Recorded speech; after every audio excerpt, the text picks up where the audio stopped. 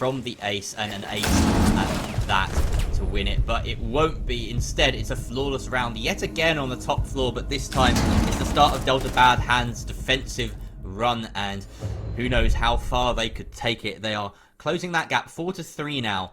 Of course, being on the defense, they want to rack up as many of these rounds as possible. Flawless one is certainly the way to start going about it. Well, I mean, that's it. I mean, not only a flawless run, but just a win in general after your half is just a great way to go about the things. Obviously, they've had a kind of little bit of a break to kind of go about things. They've been able to kind of readjust themselves, collect thoughts, and go back at this. Ranked Monkeys, obviously on the attack, a completely different set of problems, a different kettle of fish to deal with, as we were talking about before the half. And well, straight away we're seeing the kind of weaknesses of the Ranked Monkeys attack as we sixes from an Ash onto an Iron. Yeah, and it's an acceptable substitute nowadays when you've got that Gon 6 in hand, and she's just a fantastic gunner with a bit of extra intel utility. You do, of course, sacrifice the extra, say, flash grenades that Ash could bring, but so far we haven't seen the ability too much, at least on Delta Bad's half, because that was pretty much a stomp from them. The Laundry defense has been a lot harder, as last half will exemplify. They are going with 10 seconds remaining. Yeti to be the sole catcher to protect all these key positions. Mozzie and Mute denying a lot of drone utility. Smoke and Malusi.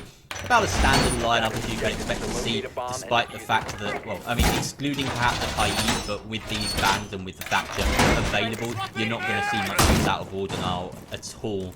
So, it makes most sense to take the Mute to purely deny drones. And we see the Thatcher being employed by Pogo, importantly. He's standing above the construction tunnel. This is a bit of play that you rarely get to see, to be honest, just because Thatcher is so rarely left unbanned. But a very nice way of clearing some utility. Unfortunately, Wave misplacing that first nade, getting caught in the barbed wire, not quite moving far enough, but he does clear the nade. However, it does give time for Spacey Bobcat to fall back and reinforce up that wall. Wave, though, with the opening frag, and after only 40 seconds having gained control of construction, spelled a lot of good things here for Ranked Monkeys. Unfortunately, though, James is going to right over that spelling book as he finds two for himself. Nom Nom Nom at least claiming re in response, and Nom Nom Nom again with a trade of his own onto James. These two power players, and it's Nom Nom that comes out on top in this round. A 3 versus 2 now for the attackers. Manu and Spacey Bobcat, the two SAS operators with an MP5K though on the nuke, so a little bit more range capability than usual, have to hold off against the forces of Ranked Monkeys. There seems to be a clash of the titans in the fragging department anyway here, Jerry, and Will, it's all down to one titan left. Mali, no, wait, what? Mali, what? He's Do we need to have a chat? I don't think we do. I think he knows. I think he knows what happened there. It was a great flank. It was a great bit of positional play, but oh my god, did his aim let him down? We don't talk about that, he says. Nom Nom doesn't want to rub it in any further. That was unfortunate, really. But you could argue that the hard work had already been done by Ranked Monkeys there. It would have been quite heroic for Mali to pull that off. Even if he does get the initial kill onto Nom Nom there, he's still got two more to face down, and from pillars, that's going to be a very tough task. So, whiffs aside, Ranked Monkeys looking pretty solid there on their Laundry attack. But it's the same story here. It looks like with these bans in play, with this matchup, with these teams of players, Laundry seems to be a very difficult site to defend, whereas Dorms is a veritable stronghold. Deploying ADS. Well, right, let's quickly move on here. This is kind of looking like a deja vu here, Jerry. I'm still, my mind's absolutely flustered by how that MP5 key never picked up that frag, but nevertheless, we do move on, and well, looks as if Ranked Monkeys going for something of a similar take. If we were to take anything from the drones, are very much blue orientated as well as towards that big tower area, as they did identify Comrade Barney's positioning with his Mozzie Pests. But whether Ranked Monkeys, nope, they are actually going for the blue take. Yep, we do see all the bodies spawn in towards construction, and well, they can probably quickly can maybe catch a few off guard. I doubt that is going to be the case, and well, Ree, the first one to take damage in from blue. Remember, Pillars was a key place where lots of action did happen, and it was James the one to pick up the frags, but will Ree maybe do his best? James, is it, did he just take out a bulletproof? Well, that doesn't matter. I mean, players are getting taken out left, right and centre here apparently. Is that a trade from Spacey Bobcat and Wade? Nom finding Comrade Barney upstairs, so making sure that that flank doesn't have any effectiveness. And seems, I don't even know what was going on there. Something crazy happened. Was he maybe trying to go for a knife play or something, getting a bit close there it would seem? Either way, 4 versus 3, Nom is split up substantially, so thankfully for Mali, he only needs to land a couple of shots onto the Zofia to finish him off right now. There is a flank going on though as James comes up the stairs with the alibi and takes out Pogo. That's the Thatcher dead. Not too sure if all of those EMPs had been leveraged, but certainly a lot of ground already gained by the attackers would suggest so. 3 versus 3 now, and James has created a real problem here for Rank Monkeys to try and solve. He has his bailiff to try and create a bit of an escape route for himself. He's actually going to go upstairs and try and get a further flank down. Elite downstairs and or inside of construction is just focusing on the site right now, trying to pick off these players inside of Pillars and Shiko. That's where the remaining 2 defenders are, but James has repositioned above meeting to this open hatch. Can't find anything from it though. We circled back to the lounge, just fishing right now. Nom is down on side of back stairs, but Elite will respond with a kill onto Reed. The drop comes through from Stakes. Can he take down the Pillars player? No, he's fled. Nom, no opportunity to res, potentially, maybe? Depends how generous Stakes is feeling, but James is going to be sending a kill away at Stakes and removes that possibility. Now Elite, with only a 1 bullet's worth of HP on his name, doesn't have the opportunity to res Nom really, unless he worms his way through. He's opening up a wall, can't tank that. Did he just spend his final throwable? No, he's got 1 more. Okay, he has 1 more to try and burn through that Aruni gate, so he can get through should he choose to, but he's going to choose to go it alone instead. Wants the hero play for himself. One is possibly inside a freezer and is rewarded with that knowledge for the kill. James goes down to the headshot, trying to stick the diffuser now with 20 seconds left. A perfect time to start baiting. Here's the push of Malu, pops up but doesn't get the frag, and Malu with that final kill, also credited with the down onto the Zofia. Tense 1v1 there, goes the way of the defense, and Delta Badhand, they draw us up to a 5-4 scoreline. 5-4 scoreline. Well, Delta Badhand are quicker on the readjustment compared to their opponents of Ranked Monkeys, whereas if you remember last time it took them 3 attempts to win out bottom 4, whereas Delta Badhand, they just take 2. We are going to reattempt Kids Dorms upstairs where Delta Badhand won it out last time, but can Ranked Monkeys actually adjust and win out as they already know what the setup's going to look like, Jerry? Or will they falter once again? As you said before, top floor is becoming that stronghold in this matchup, which would mean a 5 each scoreline on against the reattempt, and that leaves us with 2 rounds to go, and that in those 2 rounds it will all be extremely interesting. But focus on this one and see how exactly these 2 teams will interact with each other as well. We will actually get a good look at how the setup looks like and not just the action halfway through and a half. It seems as though from the attacking lineup we're going to see a fairly standard take. I would expect to see something a little bit more in the way of vertical destruction, say a buck for instance. If you're going to go for that big window kitchen take, you want to be pressuring from beneath as much as possible. And they also dropped nades from the lineup with a 6 pick towards the Twitch away from Yana, which is something you really want again for that bottom up pressure. And it would be surprising to me to see the attackers go for that kind of push with this lineup. I mean, it seems with the way they've spawned and the location of these drones, they are going to be focusing mostly on that master and big tower take. Now the problem here is that so far this game we haven't seen this succeed a single time. In fact, it's been utter dominance for the defensive side no matter who has been on it when it comes to this hold. I think we've seen 2 flawless rounds already up here, so yeah, Ranked Monkeys, they're going to need to put out something special. They're going to need to make sure they grab an opening frag. They're expecting a run out potentially, but without the Valkyrie on board, it's unlikely that the defenders are going to be quite so brazen. Instead, they're playing a bit more reserved. They do have the Legion on board, Comrade Barney. An interesting rotation away from a sort of more stock lineup, but each to their own. He is a very capable operator, just not necessarily one that you always see when it comes to sort of important setups. You know, for instance, an alibi that could bring a deployable shield in this situation, or someone that could bring a bulletproof camera. Well, I mean, he can, I think, but he's got the impact instead. So this is odd. Wait, Comrade Barney gives the attackers something to hope for, but James is underneath. Sends up a C4. It will down Stakes. Nom down elsewhere as Ree will claim that kill. This is looking a bit rough here for Rank Monkeys.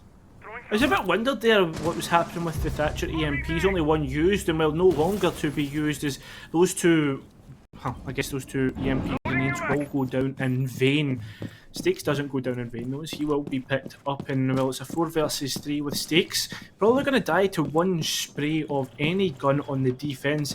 Well, that does come up is obviously a different story. Stakes gives away his position and picked up just like that. 4 versus 2, the way it should have been if someone was able to pick up that area down. Twitch, just potentially. Ooh. No, it's Wave with a quick flash. It takes out Mali. Well, the smoke grenades will start coming out now to deny time and a smoke of their own. Deny lines of sight to allow Wave to actually reposition in towards Attic, but no one there to react. 50 seconds remain, and the smoke trying to react will get taken out. Wave on for the ace as 2 players remain, make it just 1. A quad now for Wave as things start to get a little bit worse for Wave. Potentially a C4 could come up. Tell him to actually go towards a DQ behind that shield as well. Here comes the player on the reattempt. He can't actually see the player behind the shield as well. The player behind the shield can see him due to the slacks in their little windowed positioning.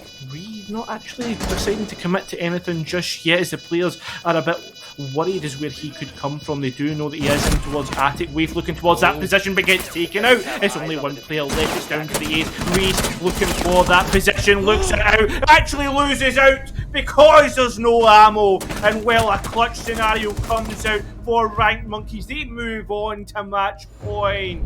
Nail-biting stuff right there for Rank Monkeys. So close to throwing it right there, but Waif with a quad to just push on through the entire site. A fantastic bit of heads-up play. No one thinks to use the smoke like that. That was excellently done to cover his rotate into Attic. He was rewarded with a couple of kills for it and getting his team into a plantable position. Staked very well held in the post-plant. Very smart to turn the defender's utility against them using that shield for the cover. And also, heads-up play to expect the C4. Very in default and then move to the shield. That was crucial. Had he not done that, there's very little chance that Wave was able to clutch there. Would have been forced into a bit of a panic and had to plant wherever, knowing that Ree was on the way somewhere, but not necessarily knowing where. And a good clutch at the end as well from Stakes, getting that 1 versus 1. So unfortunate for Ree with the ammo coming down to 0, having to whip out the P9. Was it the P12? I can't quite remember. It's a P something, a pistol on bandit. Not quite enough for him, unfortunately. So unfortunate. He actually won that out. Maybe if he just loaded when he moved into kids, he could have won it, but no, I mean, that's all if buts and maybes. But right now, Jerry, Delta Bad Hand, they don't actually have any if buts and maybes left. They mess up once more. Ranked Monkeys take this match, and it's not something that I was expecting to see. I thought with the way that James was playing, I mean, he's 11. Oh, skin, potentially? I don't think so, because Pogo's been playing on the Thatcher, like, all game. I think it was a default cam. Oh no. Oh. The thing is though, we can't even see. Yeah, well, the body, yeah, because the body's disappeared. But I'd assume it's a default cam because, like, that is a pretty common opening spawn cam. Like, that's rough. That is really rough. I was just about to comment on how Rank Monkeys, they finally managed to get an attacking round in on Dawns. But, of course, the curse is that if you do that, then Delta Bad Hands just get to go there again. It's very likely in this scenario, especially without the Thatcher, that one tool that you've got to remove any sort of bulletproof utility. Well, directly at least, as we can see, Waif is trying his best Thatcher impression, removing at least that left side of the Thatcher to make the breach possible. It's going to be tough. 504 is still of an advantage for Delta Bad Hands. There's a lot of all to have to melt through, and you can hear the Selma charge going out behind Comrade Barney. That is supporting out of position. Nom grabs really well with the bandit that almost created that hero say in the last round, dealt with. Wave getting very aggressive there, pushing up at it straight away to claim the life of the alibi, and suddenly we're in a 4 versus 3. Rank Monkeys, they haven't lost a single body to an opponent this entire round. James doesn't have a C4 in hand like he did last time as to try and deal damage, but the impact will do a good enough impression, taking half of Stake's HP, but they're still pushing towards the site, and it's a 4v2 up there, Kyra. Yes, it certainly is a 4 versus 2, and things are getting maybe a little bit better. The Species Bobcat does take out Elite, but though he will be taken out. One player remains, and it is the man who has been absolutely emphatic all round here. Jerry, it is James. Can he bring out his man in the match performance and make it go further? Yes, he can. He can pick up 1. He needs to pick up 2 more, though. Nom and Wave. Very their own is 13 and 11 kills respectively on their count. James continuing to fire, but looks as if he's absolutely helpless, cornered into a position where he doesn't necessarily want to be. Looks the wrong way, and Nom with the pistol will pick up James. GG's Cascade through the chat. Jerry as well. It is all in vain from James's performance. Ranked Monkeys win this one out 7-4, and again the scoreline doesn't tell the full story of the match. Wave calling it the tactical TK at the very end. 4 versus 5 from the off by their own doing, and they still managed to finish the round with a couple of bodies up and a plant successful. Fantastic stuff from Rank Monkeys. We look at that match, and quite simply, it looked as though Delta Bad Hand, they couldn't deal with Dorms. They just didn't have a way of defending it as soundly as Rank Monkeys did on their halves, and the attacks from Rank Monkeys, even when stymied by themselves, have been fantastic. Those are some excellent couple of Dorms attacks that we saw. 2 plants successful, and they take it 7-4. A couple of 7-4s we've seen, and like you said, like earlier, 7-4 doesn't tell the whole story. A real tale of dominance there from Rank Monkeys, especially when it came to those Dorm sites. And yeah, we've seen 2 very impressive sides today gather 3 points each. Yeah, certainly, and well, the story will continue, Jerry. But our story's finished for today. This is the hard part about it. We actually need to say goodbye to the teams. We love Buell as Jerry does blind himself. Was that you? Yeah. What was? Yeah, my exposure is way too high. I'm a ghost. Yeah, excuse me while I fix that. Here we go. All right, there we go. A little bit better for you all. But yeah, that is us done for today, as you say, Kyra. We have another couple of classes coming on right now. It's Golu Molu and Whippet? McCready. Golu Molu and McCready coming on. Whippet will have to wait another week or so for his Bull Season 4 debut, but he will no doubt be back at some point. So, Kyra, it's been a pleasure to do these first 2 games with you. And yeah, Ranked Monkeys and Combat Wombats, they absolutely deserve their first 3 points of the season. Yeah, exactly, without a doubt. And, well, we do have an hour till our next games, Jerry. That's one thing we need to say. Congrats to Ranked Monkeys and Combat Wombats. And also congrats goes to Golomulu. I mean, he's making his first Buell debut, Jerry. That's one thing we need to point. Yeah, I'm excited to see it too. I love Golo. I casted with him when we did the kind of NSC summer stuff. So, with that being said, well, I'm excited to see his performance. Hope everybody sticks around for his casting. And, well, we'll see you guys in an hour. But for us, we'll need to see you guys next week. Stick around. See you guys soon.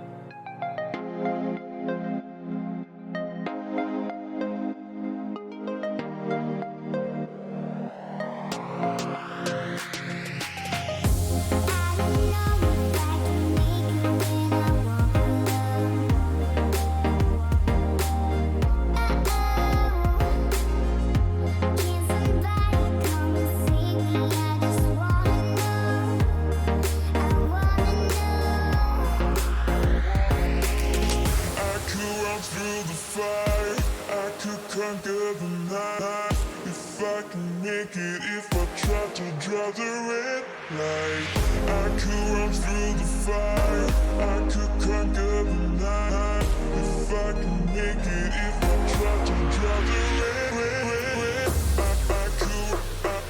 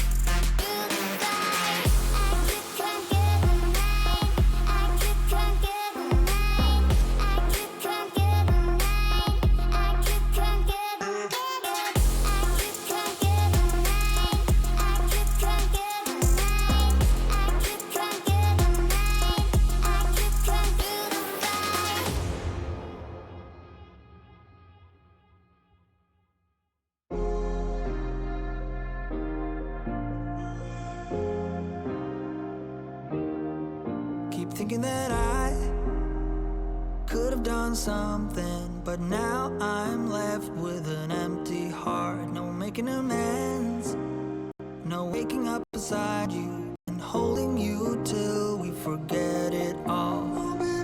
How could I know there was no second chances? Like dominoes, my life got really scattered. You couldn't keep the door shut, and now the frostbite's creeping in. 'Cause I've been stone cold since you left me here. So come home, why won't you reappear? Things that I said came out totally wrong. Can't speak of the truth when it's tainted. I fell into a big black hole. It got me stone cold.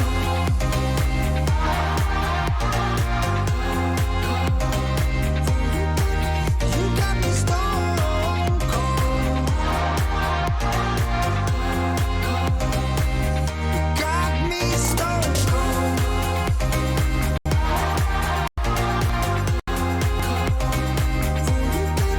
You got me stone cold. Got me stone cold. No Wizard of Oz can undo what I've done. Completely out of luck this time. I'm stuck in reverse. I gotta get away now, but I can't seem to take the lead. Oh baby, how could I know there was no second chances? Like dominoes, my life got really scattered. Still, I find myself hoping that you'll find your way back to me. 'Cause I've been stone cold since you left me here. So come home, why won't you reappear? Things that I said came out totally wrong. Can't speak of the truth when it's tainted. I fell into a big black hole. It got me stone cold.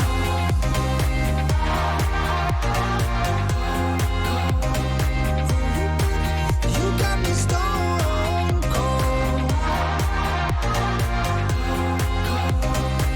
You got me stone cold.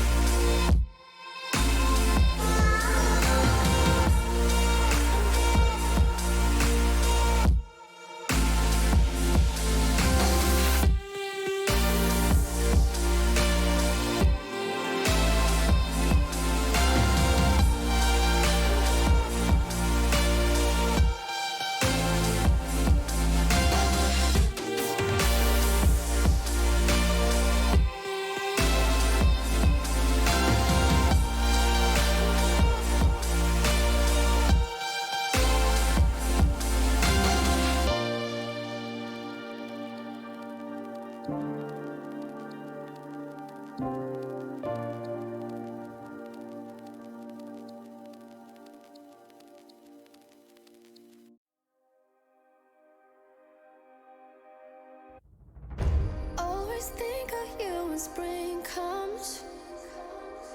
Like it's something in the air at that time. Don't know why. Always dream of you when spring comes. It's like the heat on my skin takes me back to the time met you on a Friday, halfway out at the door of the club, playing soul on the weekends. Stayed in bed till Wednesday, fell in love with you right there and then. I was young, couldn't see that. Couldn't see that.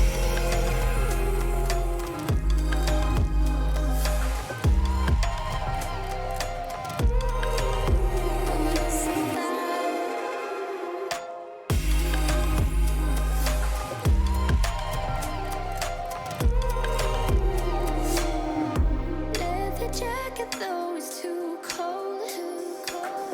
Saw your face in the crowd, and I think without eyes, her just perfect. Yeah, she's beautiful. Never thought you'd be here. It took me by surprise when I met you in the doorway. I had a friend of a friend. Never thought I would see you this soon, but hope she really loves you. 'Cause I swear you deserve everything. Wish that I knew that sooner. We got sober, it was over, but I told you I'd do it all over again. At your place over spring break, a heartache. I'd do it all over again. Do it all over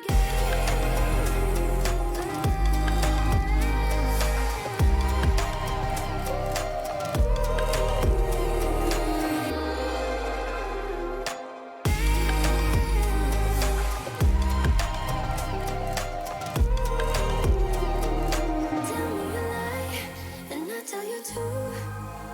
I say that I'm happy for the two of you. You wanna be friends, but I don't think I can. But I wanna be happy, happy for you.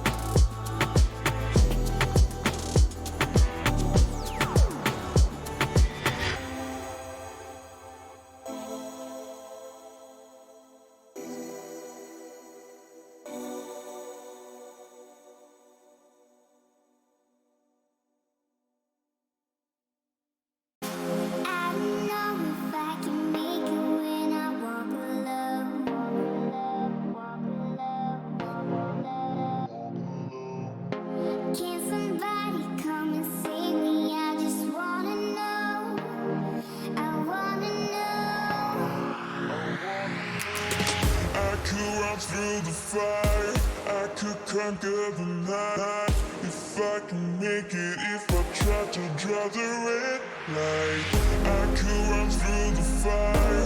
I could conquer the night. If I can make it, if I try to draw the red, I could, I could, I could, I could, I could run through the fire.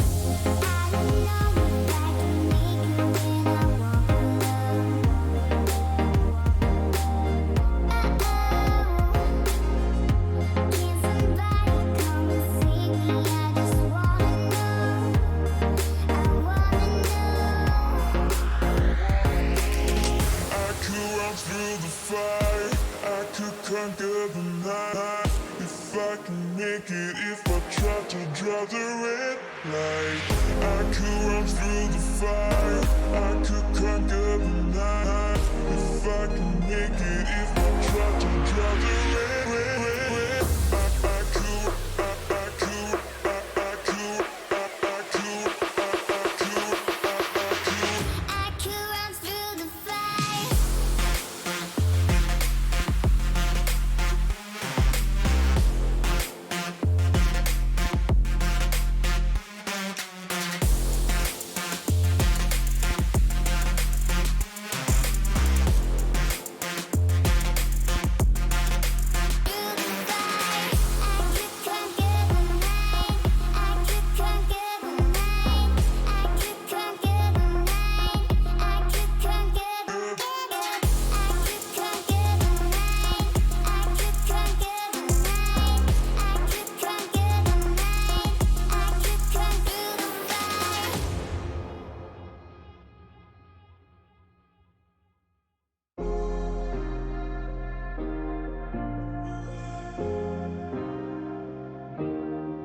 Keep thinking that I could have done something, but now I'm left with an empty heart. No making amends, no waking up beside you and holding you till we forget it all.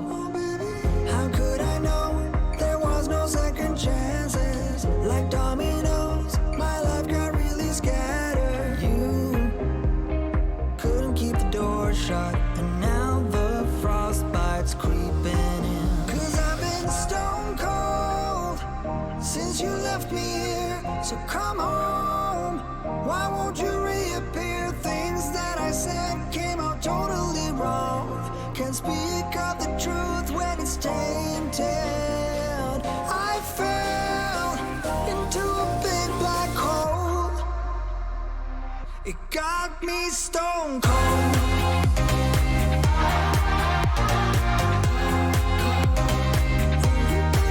You got me stone cold.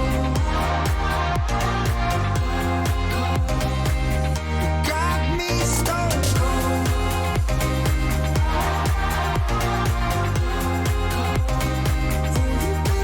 You got me stone cold.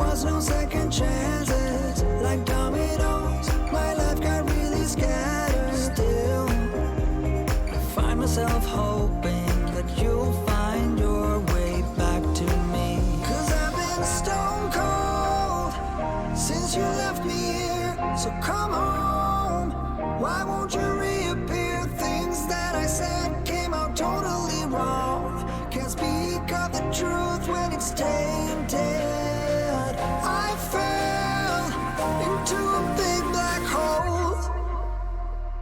It got me stone cold.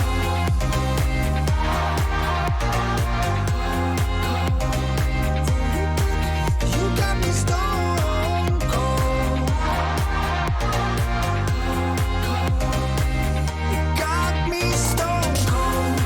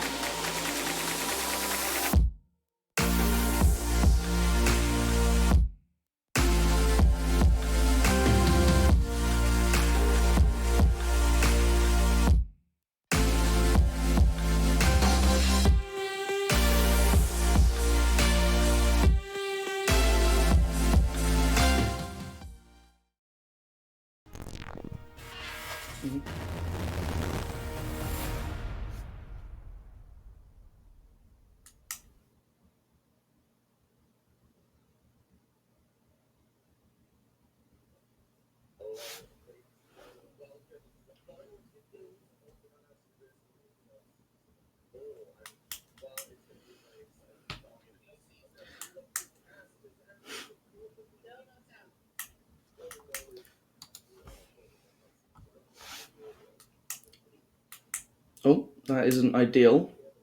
Hopefully.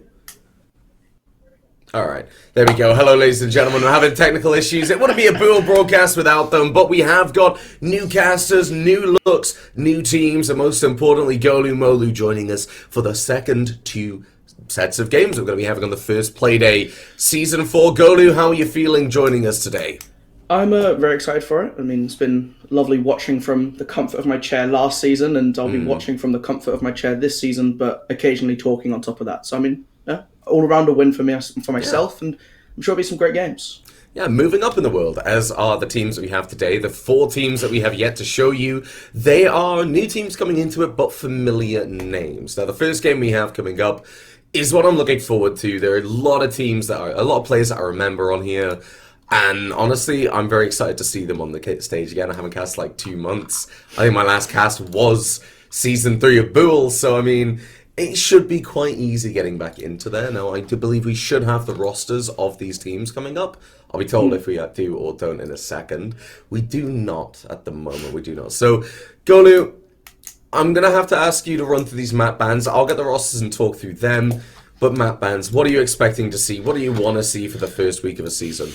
Well, I'd like to see something a bit more interesting, maybe like a villa, maybe bring in the bank. I mean, it's something that I think a lot of the teams are going to be leaning away from that bank, as it is the newest map into the pool. But it's always fun to see what teams can kind of innovate in such a short time span. And we have seen a couple playdays in, so like the European League as well as the NA League, of just a couple teams trying it out, getting a feel for the bank. And we've seen some interesting things, but I think it is probably going to be like an Oregon, maybe a Clubhouse. I mean, those are the 2 kind of go-tos, if you would. Yeah, I've got to be honest. When you look at the start of a season, those are the maps that a lot of teams want to take it to. Villa, Coastline, Chalet, and Clubhouse being taken away, well, doesn't really surprise me that much. I mean, these are the maps that Villa and Chalet, you don't want to bring them out early because if you have something special on there, you might not. You might give it away a little bit too early. Teams might catch on, and that's a risk the teams earlier were willing to take, but not the one that we're going to see from Team Alpha. Let's bring up the next couple of maps and see where we're heading to. Calf and Bank being taken away. We're not going to see the new map. It's going to be Oregon or Boregon, as a lot of teams know. And Golu, why do a lot of people not like this map? Production especially. I mean, you just see it a lot. And that's really what it comes down to. It's just that it's a map which it's almost reaching the sort of point that old Oregon reached before, when they eventually started to like rotate it out a little bit, just because everyone's seen it time and time again. Everyone kind of knows what to expect. And we haven't seen a massive amount of innovation on the map in recent seasons. And that's really the biggest kind of grievance that a lot of people have with it, myself included. But I think for the start of a season, these teams are just finding their footing. A lot of them haven't played with each other before, if ever really spoken to each other before this. And so it's always just that you want to start on a slow foot. You want to just roll into it nice and easily, and everyone will kind of know the basics of it, and it will test their fundamentals as a team. Yeah, I think that's the best way we could describe it, really. I mean, it is that map that we've seen before. We've seen it a million times. Like I said, bit of lack of innovation in a map that's been in the pool for such a short amount of time, but it's always, as Whippet would say, a good litmus test. If you can deliver on one of these maps, then you're set to, you have a good stepping stone. You can get onto the other ones. You can go onto your villa, your chalet, your bank. Then you can really start to show what you're made of. But you got to get the first steps out of there. Oregon is a map that I really like to say, well, you know, you're looking at it, it's going to be master bedroom, then it's going to be bottom floor, this is how it's going to be attacked, this is how it's going to be done. For me, I'm going to be looking towards the defensive side and seeing how they react to the attack. If they play a little bit aggressive, a little bit too defensive, how do they adapt from that? That's what I'm really going to be looking forward to in this game. And how can the attack respond to that? I mean, sometimes it feels like you're just running at a brick wall, isn't that right? Yeah, I think the biggest pick here that's going to be available to the teams, or not, depending on how the bans play out, is that Flores. I think it's one that we've seen a little bit in our games earlier today, but we haven't seen it really break out in full in some of this scene. I think you're looking at sites like both the top floor and the basement, like you highlighted. there are specific areas where you really need to take that control as the attackers if you're going to be able to start moving towards that bomb site. You're looking at elbow on that basement site. It's going to have ADSs stacked, probably even one mine magnets, depending on how the team is setting that up, as well as those deployable shields that are always in that position. And having that drone to be able to just jump it in there and blow everything up in one go, it makes it so much easier. It makes it so much faster for these teams. On the top side, you're looking at areas like Pit. You want to try and get rid of that. You'll see the Jaeger ADSs, sometimes even a Jaeger, sometimes they'll put like a smoke plane there just to hold down Attic. These are really powerful spots that Flores can completely open up for the attack. Yeah, I feel like Elbow on Oregon is the perfect example that you brought up. I mean, it relies on a mute or a Mozzie being brought a lot more, but you need that mute, let's be honest. And it's one of those positions that you can really get a lot of use out of the Flores. So it's an interesting ban, but I don't think we're going to see it being taken out because, let's be honest, you got Thatcher Maverick. But I want to take a look at these teams very quickly. I want to look at Team Alpha. You got Mr. Joe, Reich, Aztec, Atlantic, and T-Rex #1. All of these returning players from the previous seasons we've had of Buell. Not going to say original because I think we're past that point at the moment. This is Buell, Yeah. That's a team that I'm looking at to be quite strong. I want to look towards Reich as well. Having that UKIN 2 experience, he's going to know what is needed of him. And I want to see him being able to take that entry role, or at least work from the sidelines and say to the team, all right, we need to slow down, we need to speed up, this is what we need to do. That experienced eye Golu. Yeah, I think that is the biggest thing. And you're looking over at this team, and they have two of the players who ended up playing on 9, like, you're looking at Reich and Aztec there, so they already have that kind of pre-go experience. But like you say, Reich obviously in UKIN 1, and then a lot of players who just have a lot of experience around. Like, they're going to know exactly what they're doing. This is Oregon. They're going to have played it thousands of times, at least. I'm expecting them to have a pretty good understanding of what they want to achieve, especially on their attacks. I think that's the biggest thing, is because that's where teams will falter, especially in early stages of their development, is on those attacks where you need just that little bit more teamwork. So I think that's the biggest thing where I need to see them excelling on their attack to take this pretty quickly. Yeah. Now, I'm going to look over towards the side of average players only, or APE. APO? Yeah, we're going to go with APO.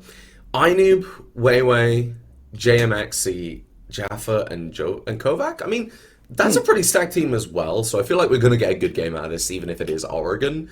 I want to look at Inoob, a player that's come back as well alongside JMX. They played in a couple of seasons before. They have the experience. The rest of the players on there, I've seen them around. I know they know what they're doing. So Golo, I could just safely say, expect a good game out of this. And we're about to jump into that game. So let's start taking a look towards the ban and seeing how we're expecting this to play out. I mean, let's be honest, once you see Oregon quite a few times, you start to kind of make predictions in your head, but let's see if they're correct or not. Yeah, I mean, like you say, you're making expectations. Thatcher will probably be gone immediately. I'm expecting Alpha to take that off the table. Maybe they'll keep it in for a bit more of an exotic game, but either way, I think we're not going to see that Thatcher live past this ban phase. And I mean, Maverick is something else that you'd really expect to get taken off on Oregon. He's very helpful at just helping you clear, especially through Attic, where you're not as risky. There's a hard floor underneath you. You'll have that flank protection. But there's some other... Maybe we'll see something like a Jackal get banned. If teams really want to be playing a little bit more aggressively on the roam, I think that's a little bit less likely. Never mind. There we go. So that's just going to help the roam game. That's my feeling there. Yeah, I mean, I'm in the personal camp of Nomad has a lot of utility, especially with a more, structured team. More aggressive teams can take that Jackal, they can use it, they can run away with it, and I feel like that might be what APO want to do. They have the ability to go very aggressive, so they might want to just take away that Jackal and make sure that roam on the defense is just as good. We are going to be seeing Cade and Mirror being taken away, so no Flores bans, and more interestingly for me, no Thunderbird bans. I don't think she's going to have a massive impact, but the option's definitely there. I mean, you can look at that operator, you can see these power positions where she'll be useful. Think about your elbow. Think about stuff like Killbox, or even the closet. There's a lot of potential here for a Thunderbird that I'd like to see, but I don't think we will.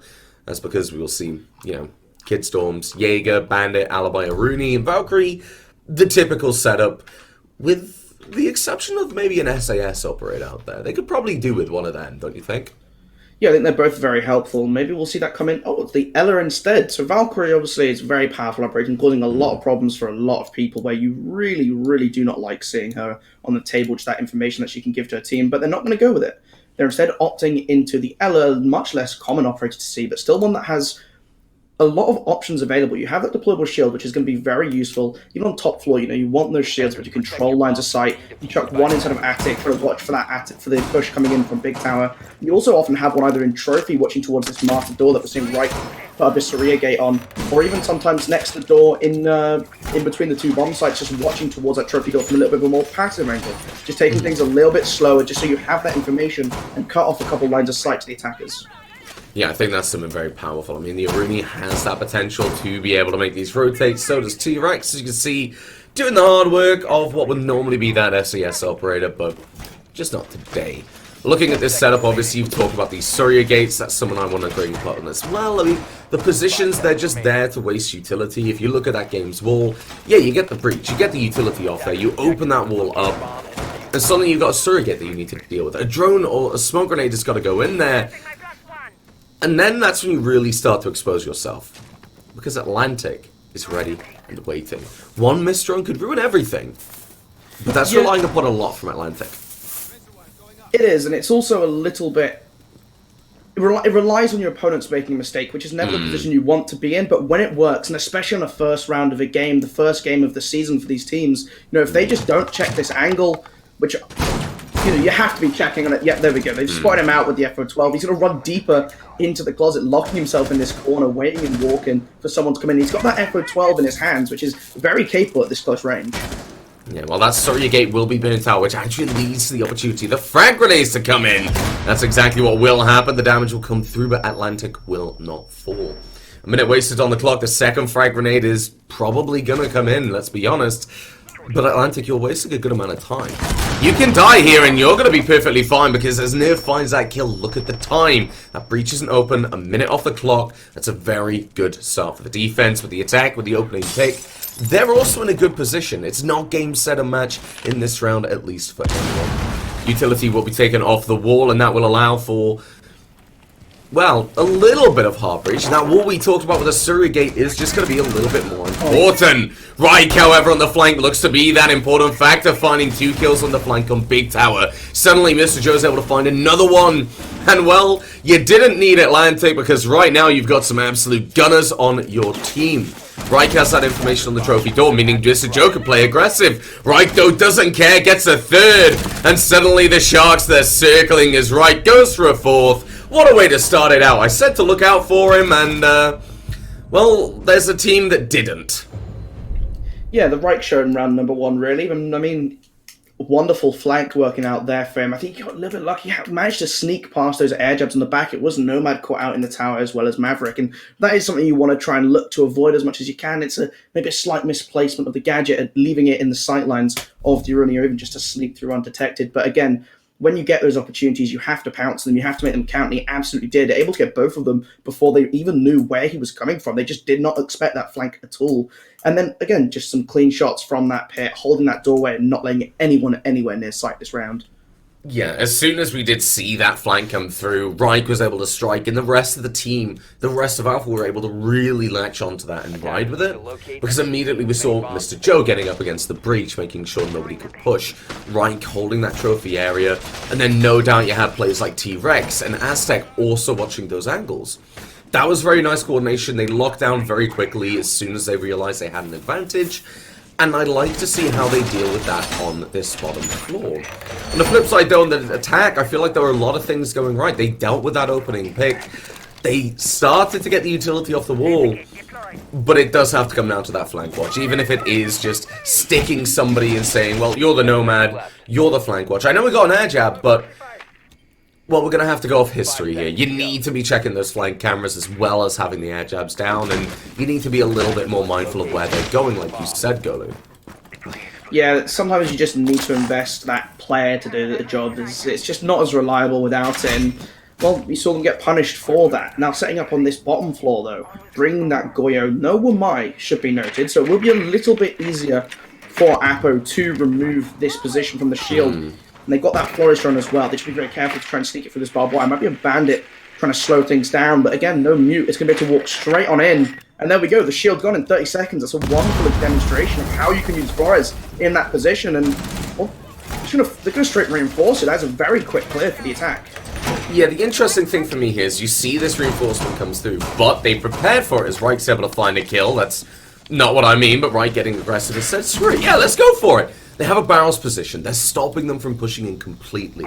They're aware that that elbow can and probably will be cleared out quite quickly, so they have a fallback. Problem is now, as Reich is pushed back from that barrels position, Mr. Joe has to hold it from E-Box. The North Stairs players start to make their way down.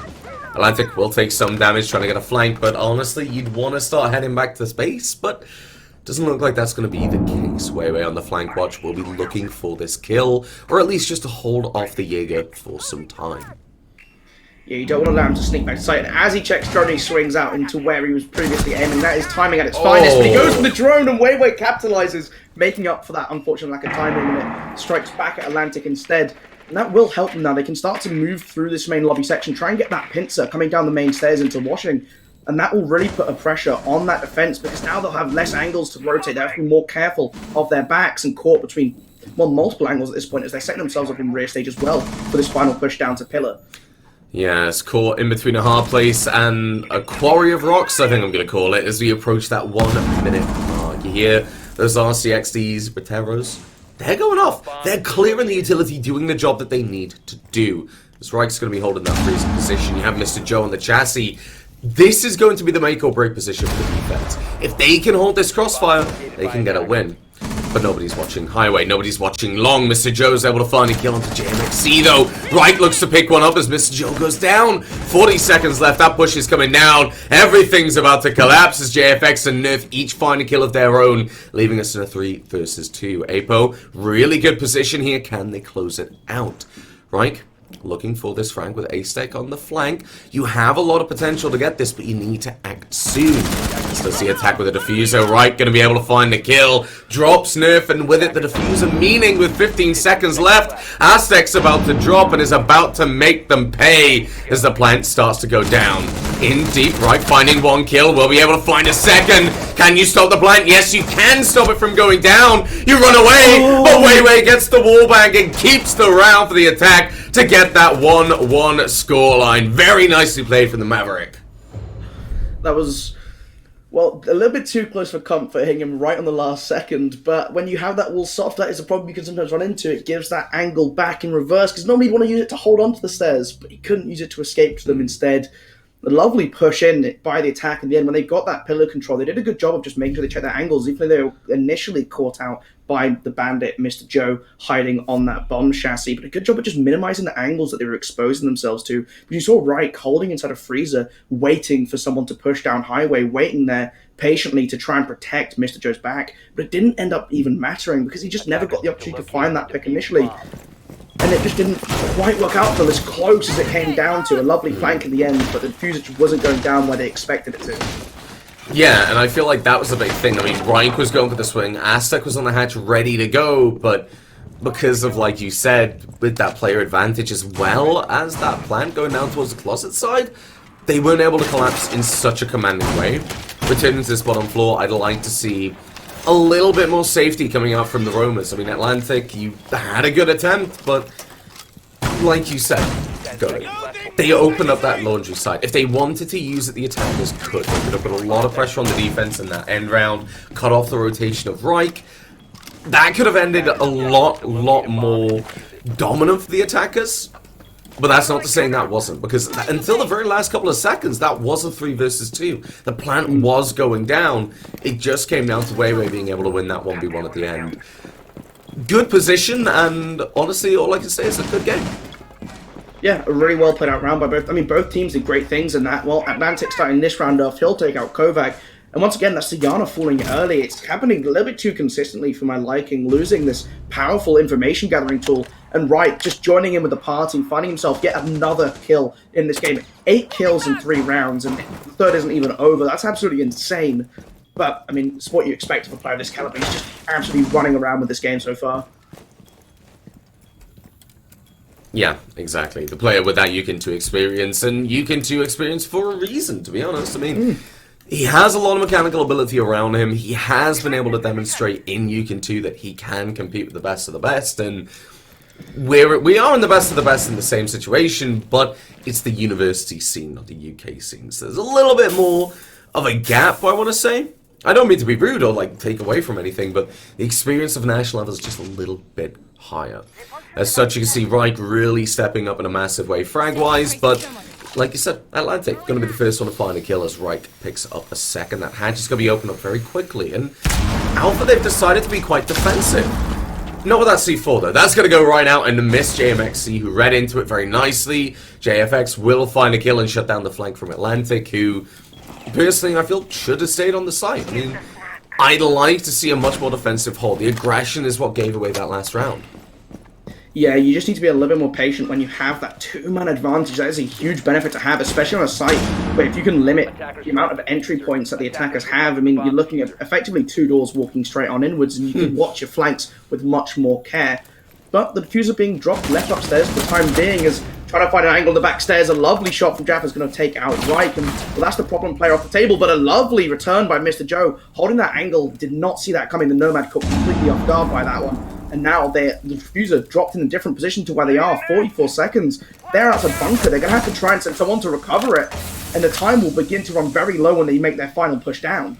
I don't know why, I had to laugh at that when you said 2 doors, because he is obviously a caster with us at U but anyway, like you said, really good use of just shutting down these movements of entry, and T-Rex #1 is going to be able to make that happen a little bit more, finding way away as JMXC on the north stairs. Start to feel a bit of the pressure. The hatch is open, you can rotate around, but you've just shot the air jab. The push goes through, and the bailiff closes out the round for the defense as they pick up their second round. And they only have 1 more to go before they do jump back up to that top floor. As fight. Wait, no, they could go back up now. It's been a bit of a long day, okay, Golu. It's been a long week, alright. I work at a nightclub, we've just finished freshers. Oh, yeah, It's been a long 2 weeks without casting. But anyway, yes, they're going back to the kids' dorms, and I think the biggest takeaway that we had from round 1, Golu, was flank watch, wasn't it? Yeah, that was I'm not saying the only reason that Alpha Team were able to win it, but I mean, it obviously plays a massive part if you're able to get 2 free kills on the flank and just completely shut down one whole side of to push the attackers are going for. They will just have to be a little bit more careful. You can even invest, like we mentioned before, just have a drone on the bottom of the stage. Just keep that a little bit more of a careful eye on it, as well as the air jab. Because when you know they're coming, you can prepare yourself. If they hit that air jab, you can collect that kill very quickly if you have that foreknowledge that they're going to be in that position. It's just going to be a little bit more carefulness, and we didn't really get to see what Apo had prepared for pushing directly into the site, as they never really got past Master Bedroom. Yeah, that's a big thing for me. I mean, that flank is something that we've talked about, they've talked about, so I'm going to try and find something else to talk about. The fact that we don't have an Ella on the board at the moment is quite telling. I mean, Atlantic was playing in that position, did have that shotgun, but wasn't able to find the kills, so he's switching out. You have the Jaeger, you have the Malusi. These are good operators to stop a push with, and that's something Alpha have been really good with. They've been able to stall them out and put them in these positions where you can just run around, take a gunfight, swing it, and win. We saw in the last round when you were talking about it with those 2 doors. When we look towards north stairs and towards bunker as well. I want to see more of that. Right now, though, Reich is going to be dropping to go in the room, and as Atlantic's able to find a second kill, they will be working together, which, let's be honest, Golu, is a very terrifying prospect. 30 seconds off the clock, the yarn are gone. One of the operators very crucial in clearing out that master bedroom last time. Yeah, the frag grenade's able to clear out that Ella, and obviously with no Ella playing in that position this time around, that is one less purpose for those frag grenades, but they don't know that. Frag grenades are very impactful. They're so important to hold on to as a team, and I mean, they are so flexible in their uses for clearing out positions, for clearing out utility, and for getting those kills onto players. They're going to be missed. Yeah, they're going to be sorely missed. You still have Weiwei's frag grenades, but why have 2 when you can have 4? Because, you know, it's just simpler. It's better. Weiwei will be joining and will be able to spot out Atlantic, I hope. And it looks like that is going to be the case. He will be looking to take the gunfight, won't be able to find it. However, as Atlantic drops around to stay alive another round. Right, deciding to return back into Attic, will be moving all the way to kids, realizing there's no pressure over there because Mr. Joe's about to take a fight. Finding a kill in that fight, won't find a second. Half the round to go down on the clock, and JFX wanted to push in. You're the next on the list, but you're very low HP thanks to the efforts of Mr. Joe. Riker's a long angle, and honestly, I would not want to contest him on it. I have to be honest, as he pushes up with the P10 Roni, pushes up with those 18 rounds of pure laser beam. Looking for the gunfight, will not be able to spot the head. JFX will, however, and looks to take the gunfight right. Vaults over, finds the kill, gets aggressive, goes for a second, cannot make it happen as Nerf gets a refrag, but the damage might already be done. That's the diffuser down, that's a very little entrance onto site, and a 2 versus 3 for the attackers to deal with. Yeah, diffuser dropped outside still. They will have to recover that if they're not just going to go straight for the kills. There's like Nerf making his way over to recover that. But again, look at the angles they're going to have to fire against. There's at least 3 different positions being held. It's actually only 2, but it won't matter. Nerf able to shut down Pit, and now both these players on white stairs. That makes the job significantly easier for the attack. Not that they know it, though. Weiwei will fall to the alibi. Who's now moved back in front of the bomb chassis still. Both in close proximity on the defense. But Nerf able to win the first round onto Trexno. And it's all down to Atlantic now. Time is very much on his side with Diffuser in the pocket of Ash, though. He'll have to be careful not to allow this plant to go down. He's dropped downstairs. He won't know the positioning of this Ash. He's gone for the long rotate instead. This may have been a mistake, giving up the site control to the Ash in this 1 versus 1, as now the time has been flipped against him. It's all in Ash's favor now. She just has to hold on tight. She just has to wait patiently for this timer to get low, as Atlantic's trying to make his move through Walken, makes the vault spot in. We saw Reich using this earlier to great effect, and now it'll be used again, but oh no, can't quite land the shots onto Jaeger! With the patience game, he's hiding in the corner. Jaeger must know where he is, but has to take his shot carefully. He's moving around this red bed still. Gets caught out instead. Atlantic bringing this one home. The alibi, though, it gave the information, so Atlantic was just a case of pre-firing. And yes, you're able to find the kill, find the defuse, and Alpha pick up another round, and will be heading to that tertiary bomb site of their choosing. Kitchen, dining, or kitchen meeting. Now, I want to look at that round, and I simply want to say, Reich, a huge effort yet again coming through for the side of Team Alpha. But Mr. Joe as well, finding that opening kill. You get traded out, yeah, sure, but then Reich fills in the gaps. That's the thing with Team Alpha. They're all capable. They're all very capable of just filling in the gaps of what's needed. Atlantic having that clutch factor. And honestly, it's quite scary to go up against on the attack, I'll be honest. This is only 5 rounds in of their each team in this season, so there might be a little bit APO have that we weren't expecting, but for the first time of kitchen dining, we are going to see an SAS operator. That's going to be Smoke on the side of Mr. Joe. Protect your bombs from being defused Yeah, I mean, it's an interesting operator for them to finally be bringing, and I think it is a near necessity on this dining kitchen site. It's just the amount of space that you have to stand inside of dining is very limited. And having access to those smoke canisters, which you can stand back inside a kitchen, you'll probably open up the wall on top of kitchen. I think we're seeing Aztec go for that now. Having that potential to throw those forwards, or even be playing a little bit more forwards and showers just to stall out that time, you need something to be able to deny the movement of the attack into the bomb site. You need something to deny that plant with, because you're not going to be able to get the same lines of sight that you would want to, unless you're playing that vertical angle. But again, it's a very specific spot, and the attackers will pressure you out. 5 seconds left before insertion. Yeah. Now it's been set down. Well, you know, it has to be done, doesn't it? Just in case. You never know. You might win around because of one. Now, one thing that I do quite like over here is that Alpha, the approach they've taken to this site is Mini Tower is simply saying, well, that wall's going to get opened up. JMXC has got a thermite, can go into Mini Tower and open it up very quickly, but for me it's a case of Alpha want to take this aggressively. They have the line of sight, they have the mechanical ability. You see Aztec ready to take a gunfight. He has the vertical, he has the ADSs and the Surya gates, and they're wanting to stop this attack right before it has even begun. Right now, in this locked in this gunfight, though, the Pixel is probably going to try and get used by Aztec, finding your first kill on the board. But then think about it. You take away Mini Tower, and for the side of the attackers, you have to work your way all the way to dining, open up that wall, and then you have to deal with the attic vertical play. That we can see the Jaeger of Atlantic over nearby. JFXO will be able to find a kill, and the frag grenade finds Aztec. Suddenly Mini Tower control is gone, but Nerf, you went in a little bit too early, mate. The Pogmat will claim its first victim. JMXC, though, will be able to revive, but isn't going to. Alright, that's going to be down to AC Kovac coming on. Be a real team player. Like I said, that wall, it is going to get open now, but the big problem is there's a lot of line of sight the defenders can already use, and they know that.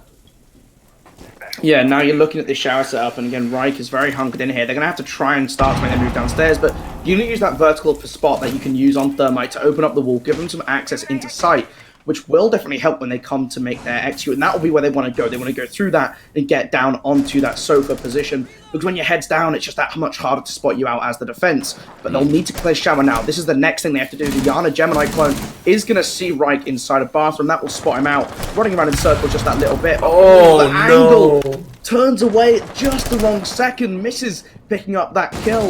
Now they have to be very careful with some aggression. I mean, Reich showing it in this corridor here. Once again, that flank watch is going to be needed, but Reich on the jump out finds Kovac, finds the Habana. And with 50 seconds left, well, things really start to step down now. Way finding the frag at the right. Pushes out to find a second, but can't make it happen. That's going to be the alibi denying that push with 40 seconds left. They know you're on 90, but that's good. Because they know they need to fear you. Mr. Joe with the long angle. These two players can shut down a whole attack. 3 smoke canisters, and we're about to see the first one go out. JFX, though, finding that first kill. The pre-fire comes through. Does some damage, but not enough. And the plan will go down. Mr. Joe suddenly in a retake, can't make it happen. JXF able to find that final frag, and will give the attackers their second round on the board. Yeah, a really nice attack from, well, the attack, as they just set themselves up in a great position, quickly clearing out that frost, not letting it become a problem, not wasting too much time on connecting with those ADSs, getting the frag grenade in the perfect spot to remove that frost. That is the best start possible that you can have in a round, getting that early pickup for free. And I think it's one of the problems of trying to hold onto small tower. You have to invest so much in it, and it can fall apart very quickly if the attack know what they're doing, and Apo did there. And then after that, they just moved down, transitioned very well into taking control of, well, the lower side of small tower, taking control of showers, and just pushing themselves forward into the site. It was a very well executed, very smooth attack. And to be fair, Alpha, they tried their best to stall out as much time as possible. You saw Reich trying to cause problems inside the shower, and he got the run-out kill onto the Habana. Ultimately, it just wasn't enough. They couldn't stall out enough time for that smoke to be in a position where he was left all alone in the 1 versus 3. He couldn't quite get the work done to see that round through. Yeah, and that's something that I really enjoy seeing from APO, is they've been able to avoid stalling out in that last round. And that's the big problem for them in all the rounds they've lost so far. They've been caught off guard, they've been stalled out. They just weren't ready for what was coming at them, I feel, and in that last round, it was actually Alpha struggling to keep up with the side of APO. I'm hoping that this is the switch around in the final round of their attack. The 3-3 split. That is great. I know we're out of that 20-second meta now, where a 3-3 split will be unheard of. But a 3-3 split now is just, it's such a powerful position to be in, going onto the defense. Because then suddenly a lot more coordination is required from the side of Alpha going onto the attack. The coordination, the game plan, the flank watch. All the things that we've struggled to see with APO in those first couple of rounds that are starting to be resolved among their team. Joining, however, will be commencing, and they will be starting to make an entrance towards the big tower. You've got to clear it out. You've got to drone it out from top to bottom. And Golu, there's a very important reason why, and a very sharp reminder on the way for APO, isn't it? Yeah, you've got to be careful of those spawn peaks. You've got to be careful of those hidden roamers, because otherwise, again, they've been caught on flanks time and time again. You can't let that happen to you in this last round, especially when you're trying to make a push for that 3-3 split. Interesting, though, this tactic is fully reinforced off. Reich is playing right upstairs. He just wants to be even more of a threat on this roam than he already has been, and just force the attack to spend more and more time clearing him out each round. He's going to double-check himself this drop. Instead, falling back deeper across this top floor. Just again, this is the sort of time-wasting that we've seen already cause some problems for Apo, and he's doing it even more so here, just forcing them to invest much, much more utility than they would otherwise want to upstairs. Yeah, now what I really like to see right now is just being aware, okay, Addict's clear, they can't play the hatch, let's get to work on the meeting hatch itself. But with Reich on the flank around, no drones to spot him out.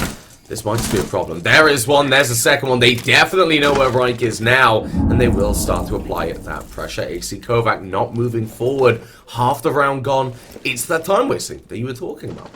Looking at this, Reich, we're playing on Laundry Stairs. You don't have to do anything else, really. You just have to wait to find a kill, but there's going to be Aztec falling, and the smoke is taken away. Time ticking down, APO. They need to start getting ready for this push. Something is going to have to crack. And it's either going to be your attack or the defense. You know, I really should be in Pro League with this analysis. It's amazing. But yes, hatch is getting opened up now. The players in bunker are ready. JMXC is able to find a second kill, finding that Aruni. And now this is where it opens up. This is where you're going to be able to find the entry, is the frag grenade. It'll lead all the way into elbow. Trying to find Mr. Joe, does damage, but doesn't do enough. Nerf, though, will be able to do it, finding the kill. And a 2 versus 5 with 38 seconds left. Yeah, this is plenty of time here for the attack to move in. They have that numbers advantage. They just need to figure out where they're going, make a choice, and make it stick. A little bit split on this defense will leave them a little bit vulnerable, but they're covering all their angles, trying to make sure they can watch as much as they possibly can. A little bit of time stalling, though. 10 seconds as they're finally starting to move into sight here in that default position, but he's a little bit too far in. He's going to be able to be seen from the freezer doorway. That will give you exposition away, though, but they can't swing onto him immediately just yet. Alibi trying to find something, but Weiwei finds out the Jaeger. Alibi now pushing through sight. Has to watch Highway, gets caught out from behind. It was the Finker who walked up Highway, finding them through the angle, through their own rotate, set up in supply closet. That is their undoing. APO, I've got to be honest, that second half of your attacking round, you stepped up in a massive way. Take that last round, for example. I mean, you're looking at that position, you're looking at the plank going down, it's a 1 versus 3, and you look at the first couple of rounds, Alpha, you'd expect a player to be able to take that. I mean, we saw Atlantic being able to win a 1v1 earlier, but no, in that position, they had that player locked out. The plant was going down, they had 2 players Highway. I mean, when we saw the actual peak coming out from T-Rex number 1, I thought they died to the Yana. But that wasn't the case. They actually died to Weiwei coming all the way around from Laundry. That is what I want to see. They're dominating these possible positions of the defenders together. They have in the reflex, they're having the crossfires. They're making sure that ultimately that round can't be lost, and that is exactly what we're seeing. Going on to the defense now, time will be a lot easier for them. It's just playing the game sense. It's not necessarily having to coordinate a roam clear, it's just being a pain in the backside for the side of Alpha. One interesting thing I've noticed is Fingers start to come back into comp play a lot, as well as us seeing a Thunderbird in this round. Yeah, I mean, it's really nice to see a little bit of operator diversity in the game. We spent a long time, a couple of months back, seeing effectively 10 operators in Rainbow Six Siege across the entire game, and so a little bit more diversity is always fun. Thunderbird is someone I'm particularly interested in seeing how they're going to use. We saw Thunderbird get used on the basement site, I believe, in our second game of the day. Yeah, again on Oregon, just trying to use that extra health, try and keep yourself alive, get that sustain going. And on a site like this, it has that potential to really be part of that wave style of defense, where you're contesting Attic very aggressively. Eventually, you'll fall back off of that. You get a stim, it gives you that potential to take a little bit more of an aggressive gunfight, maybe take a bit of damage. As long as you stay alive, you can get that health back and be replenished for the next oncoming wave of assault. And it's an interesting way of using the operator. Let's see if it works out for them in theory. Well, a couple of those Kona stations already been used up just to give them some extra health early on. Well, that makes a lot of sense when you look at APO. You're having AC Kovac wanting to get aggressive. You're having Weiwei position on White Stairs looking to do exactly that as well. The positioning right now is to try and get as many advantages as possible with AC Kovac. You might put yourself in between a rock and a hard place. Right, gonna be that exact rock to do the bashing. Finding that kill and opening things up with a second frag. Alpha, they're looking strong, they're looking confident, and most importantly, they're looking 3 players up as Mr. Joe's able to find another kill. Nerf taking damage, will be able to down T-Rex as Mr. Joe goes down as well. With a full flash attack. They don't see you, the frag grenade comes through, and suddenly it's all down to JMXC. You're gonna have to make something happen playing on that double bunk, but Mr. Joe on the flank will find the kill and puts Alpha firmly back in the lead, but only for 1 round.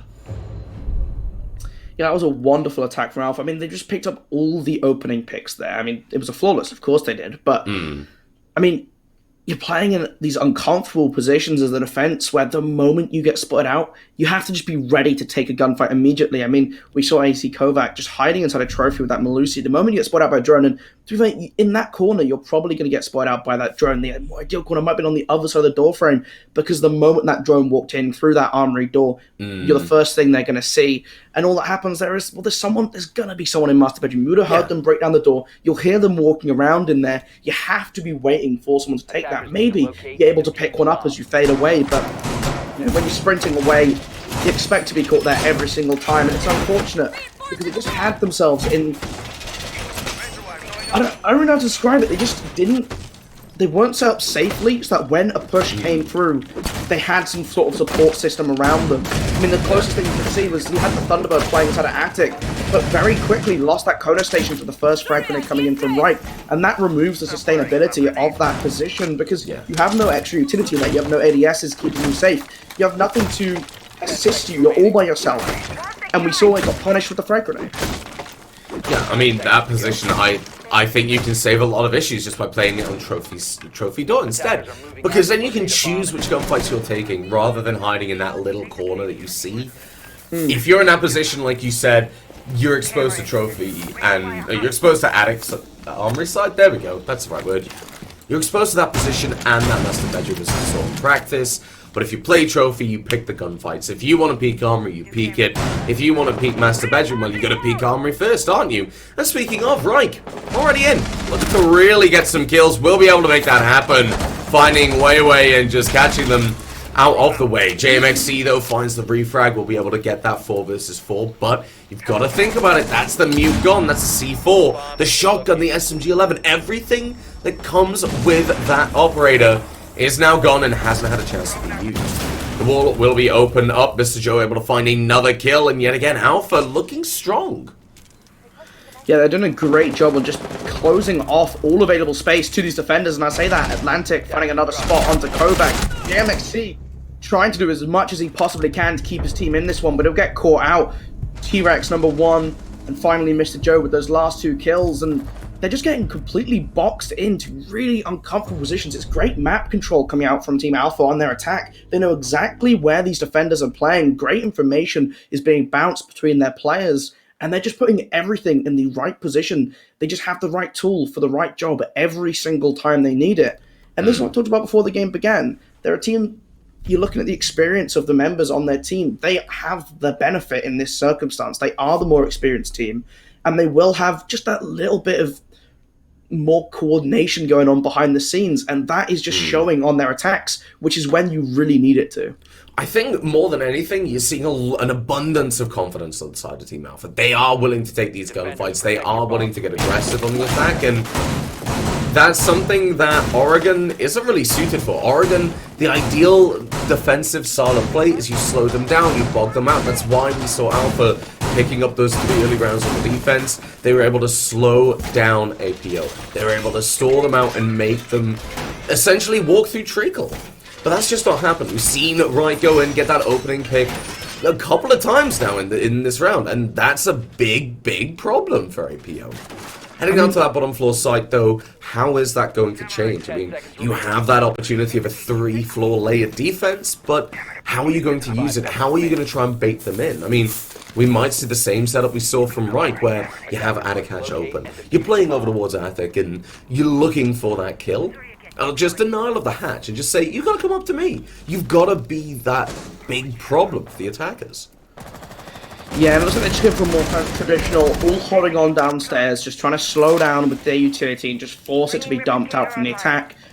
It'll be interesting to see how this works out for them. They're going to try and get rid of this Saria gate very early on. A couple of shots coming in from back of Pillar, taking Ace down a notch, but he's still up and alive, and it's a little bit precarious having the Ace be the first person taking some contact on your team, especially when he's so hard breach. You have the Maverick, but it's not quite the same in terms of its reliability and in terms of its speed.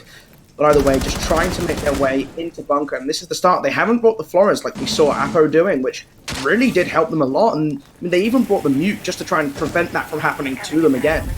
Yeah, I think that's just APO really reading well into it. However, Mr. Joe on the hatch is going to be able to deal with a lot of this very quickly. Reich has already put pressure on Freezer and has already decided he's going to run around. He's going to go and do something else, because why not? You might as well help out your teammates in another position. Those Sims, instead of giving a temporary health boost, are going to give a more permanent solution. As you can see, he's just helping himself to it. Why not? You might as well. 2 frag grenades going down to clear out pillars, and while the player will leave, not a single frag will be taken. Meaning you can retake that position, but have Alpha been able to capitalize upon it in that time? No, they haven't. They're going to start moving towards the north stairs. They have a player on the hatch, but they haven't dropped yet. You can retake pillars. You can cause a lot of shenanigans if you can get there, but you need to know that it's safe to do it. And that's the big problem. Right now, though, Way going to be able to find T-Rex, making sure they know Elbow isn't safe looking. Wanting another, You've got to back up, though. Isn't able to find the second. That's going to be down to Atlantic getting that kill. And the refrag not going to be coming out for JMXC. Atlantic just decided to... Time to wake up, you know, hit the alarm clock. Let's find a couple of kills. Minute left on the clock. Yeah, look at a push through right now. That Thunderbird Spear. Not Thunderbird Spear, that's Reich shooting. Reich is just everywhere at this point, honestly. He's causing so many problems for the defense, and that's something that I feel is helping them massively. Atlantic will go down and will be finished off by AC Kovac, but immediately you're looking at a refrag. You have very little options to move from, and with JXF going down, Mr. Joe will follow. A 2 versus 2 technically. And with time ticking down, the attackers, they're going to have to make a move. Reich will be able to find a kill if he can just hold this angle for a little longer as Aztec starts to go down for that plan. Reich looks for the kill, isn't able to land it. The C4 will, however. Reich, you're going to have to rotate or push. You only have 2 choices here. And it looks like he's decided to push. Gonna start moving forward. You need to get those kills, or you need to get the plant down, and he's opting for the kills again. But the defenders, they're just playing it safe. The crossfire will take him out, and APO will defend that round successfully. Yeah, lovely hold, especially at the end. Just the patience on these players. Neither of them want to give that 1 versus 1 gunfight to Reich, and that is what you want to see. You want to see them fall back and just hide in as many spots as they can, and ultimately a very lovely played out defense by Apo, being able to pick up their first defense of the half, but more importantly, the amount of time that they stalled, and a lot of that was just due to Elbow was just never really assaulted by the attack until quite late on. The deployable shield stayed up the entire round, and there was no burn of the ADS. There was no potential grenades coming down in his direction, and he was able to get up the first kill for that. Ultimately, he was caught out by Atlantic afterwards due to some lovely heroics from the Yana, but it didn't really matter. At that point, you know, you have such little time left, and they didn't take Pillar till a minute left in the round. That is not enough time, especially when you've already found yourselves in a numbers disadvantage due to taking some unfavorable gunfights prior, to make a massive impact. Yeah, I did like that crossfire coming out from Aztec and Reich at the end, to be honest. The big problem was with having Reich playing on elbow. Yes, you can cover the swing, you can cover Freezer, but you can't cover a C4 coming through. It's very difficult to catch that off guard, and unfortunately, that was what was the undoing. Reich, like I said, you had 2 options. You push for the kill, or you go for a plant. In my honest opinion, I would have personally gone for a plant. That might just be a bit down to me being a little bit more aware that I'm not as good as Reich. I think I can safely say that. Mechanically, I know that I might not be able to win it in the same confidence he might have. Still, though, I feel like you should have gone for the plant at that point. They didn't have a C4. They would have had to swing. You might have had a couple of seconds to shoot, and if you could find that first kill onto AC Kovac, well, maybe you could catch someone else. Doesn't matter though, because maybe you can bait them in. Yeah, doesn't matter though, because that defensive round is over and a win for APO, keeping the match point at least 1 round away again. AC Kovac being thrown out and getting trophy way with you. That's not what you want, because Reich's going to be able to find another kill there in the same place. 3rd time in a row that we've been on this site, and suddenly, Golu, I find myself asking why. Yeah, it's the classic adage of fool me once, you know, you can't get caught up a 3rd time. Once, get caught once, you go, okay, I'm going to give this one up. Yeah. Twice is a hint. I'm not a fan. There is a limit, yeah. And yet again, but seeing what we were talking about earlier with these frag grenades, huge impact coming through with Reich able to find another kill, taking away Nerf, and now somebody will take up that position in Attic. You're thinking, well, who's next to fall? It's going to be Atlantic. This way finds that frag, but time ticking down, and yet again, Alpha in these positions. We've seen them utilize successfully numerous times.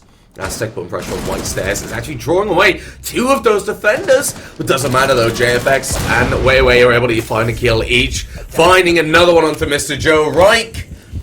You nearly clutched up that last round, but we're going to need you to do it again. Finding 1. You're going to need that full ace if you want to put your team onto match point and guarantee at least 1 point moving on. Look towards zones. You have to check every angle. Be very careful. Be almost methodical in the way that you're clearing these things. You push in through that surrogate, give away your position, boost it up. You get the health back.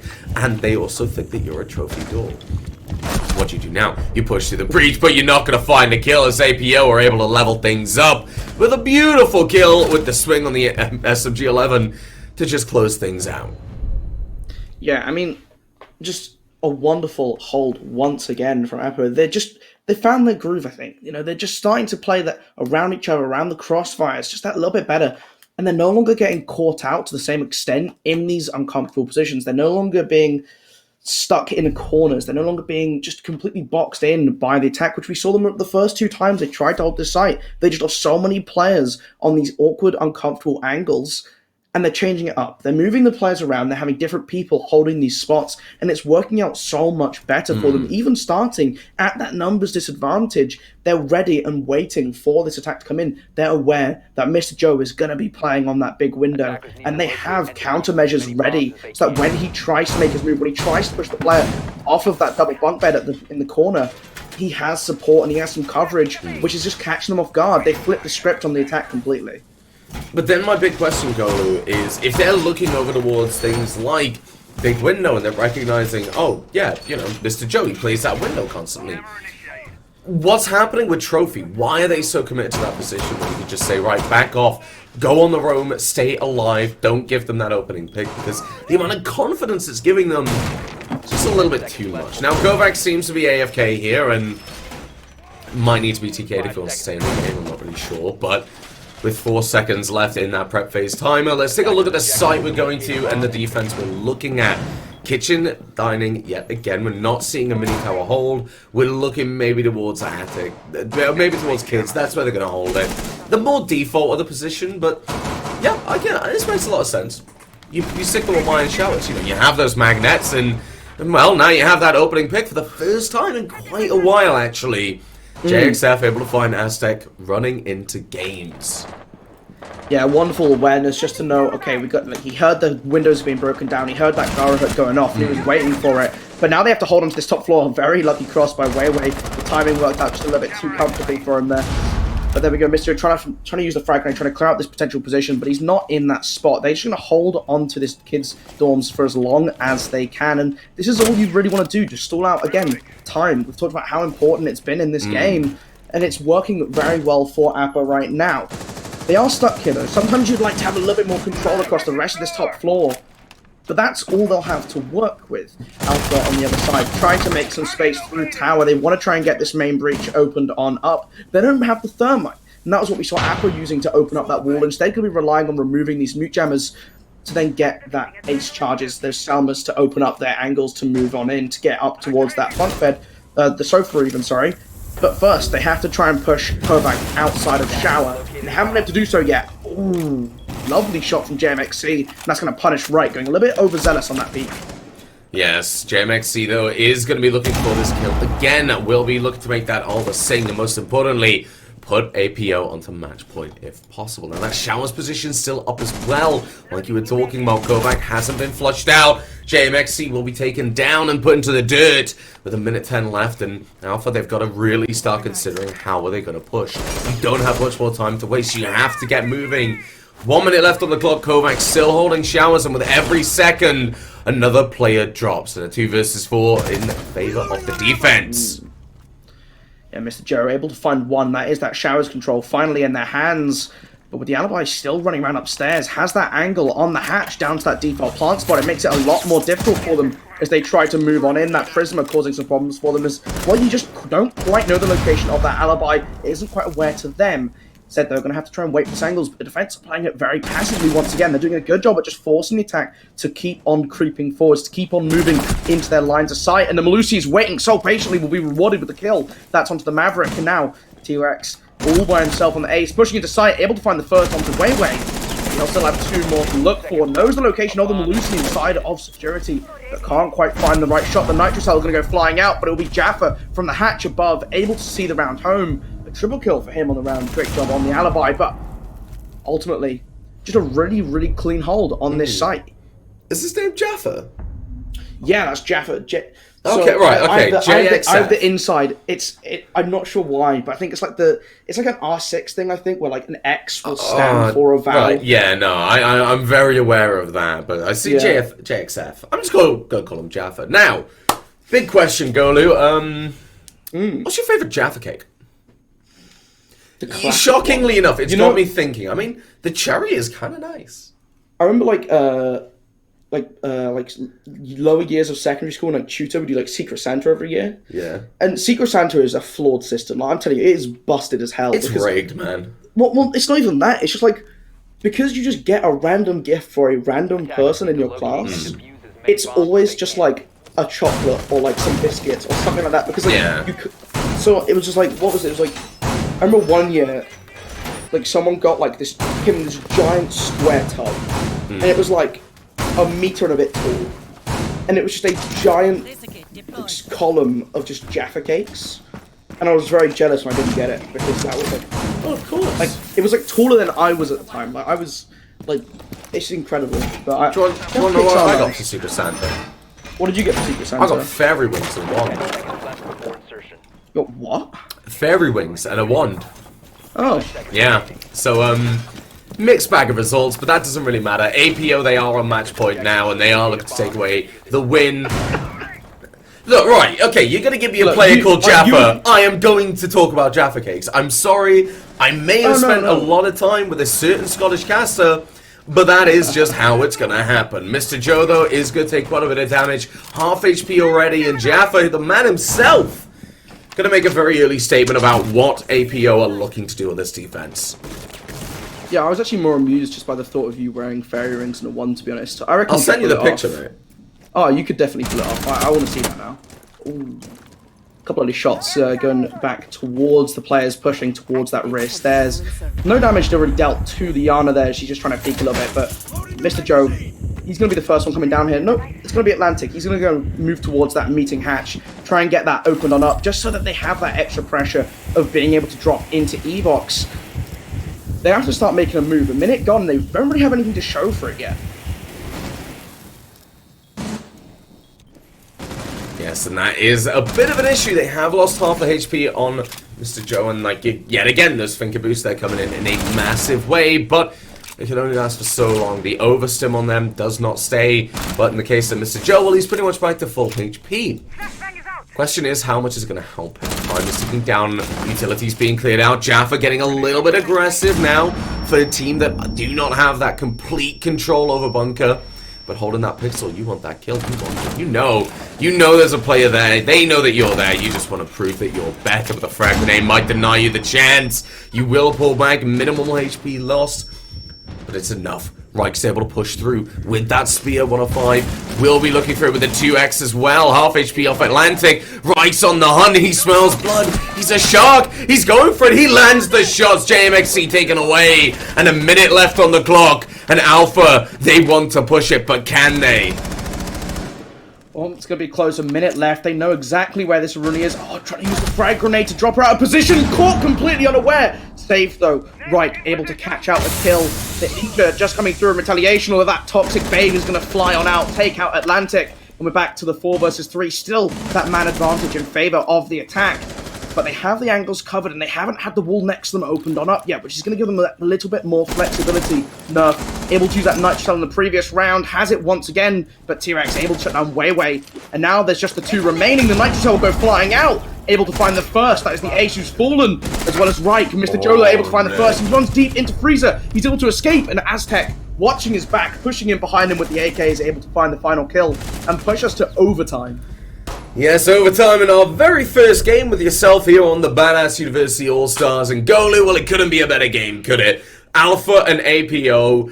I was questioning in that last round when we were looking at kitchen dining, was the stamina there on the side of Alpha? Well, it is just enough. The question is, can they push it through on overtime? Now, APO on their defense have started to bring it back a little bit, just like they did on their attack. And that's the big worry for Alpha for me.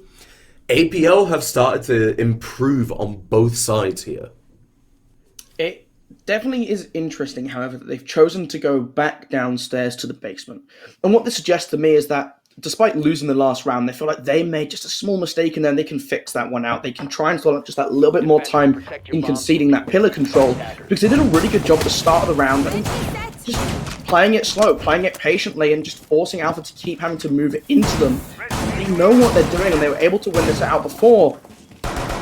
Whether they can replicate, though, maybe they'd be a little bit more comfortable heading upstairs first. Only time will tell. As well, Reich is also showing a similar sentiment. He feels pretty confident that he can take this one, I guess. Yeah, I mean, if there's one thing you can't deny at the moment, it's the fragging capability of Reich.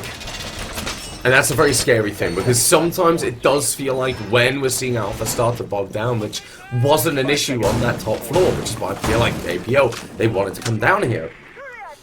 Reich has always been that player to push in. If we can see that opening pick coming onto Reich, I feel like that's a round for APO, because that tip of the spear is taken away. And if that is gone, Alpha, they might have a difficult time pushing into these difficult situations. For example, that last round, Reich, he literally walked in through Killbox into the site and was able to find a kill, and that opened things up. It was like the snowball going down the mountain, just picking up speed and momentum as it goes along.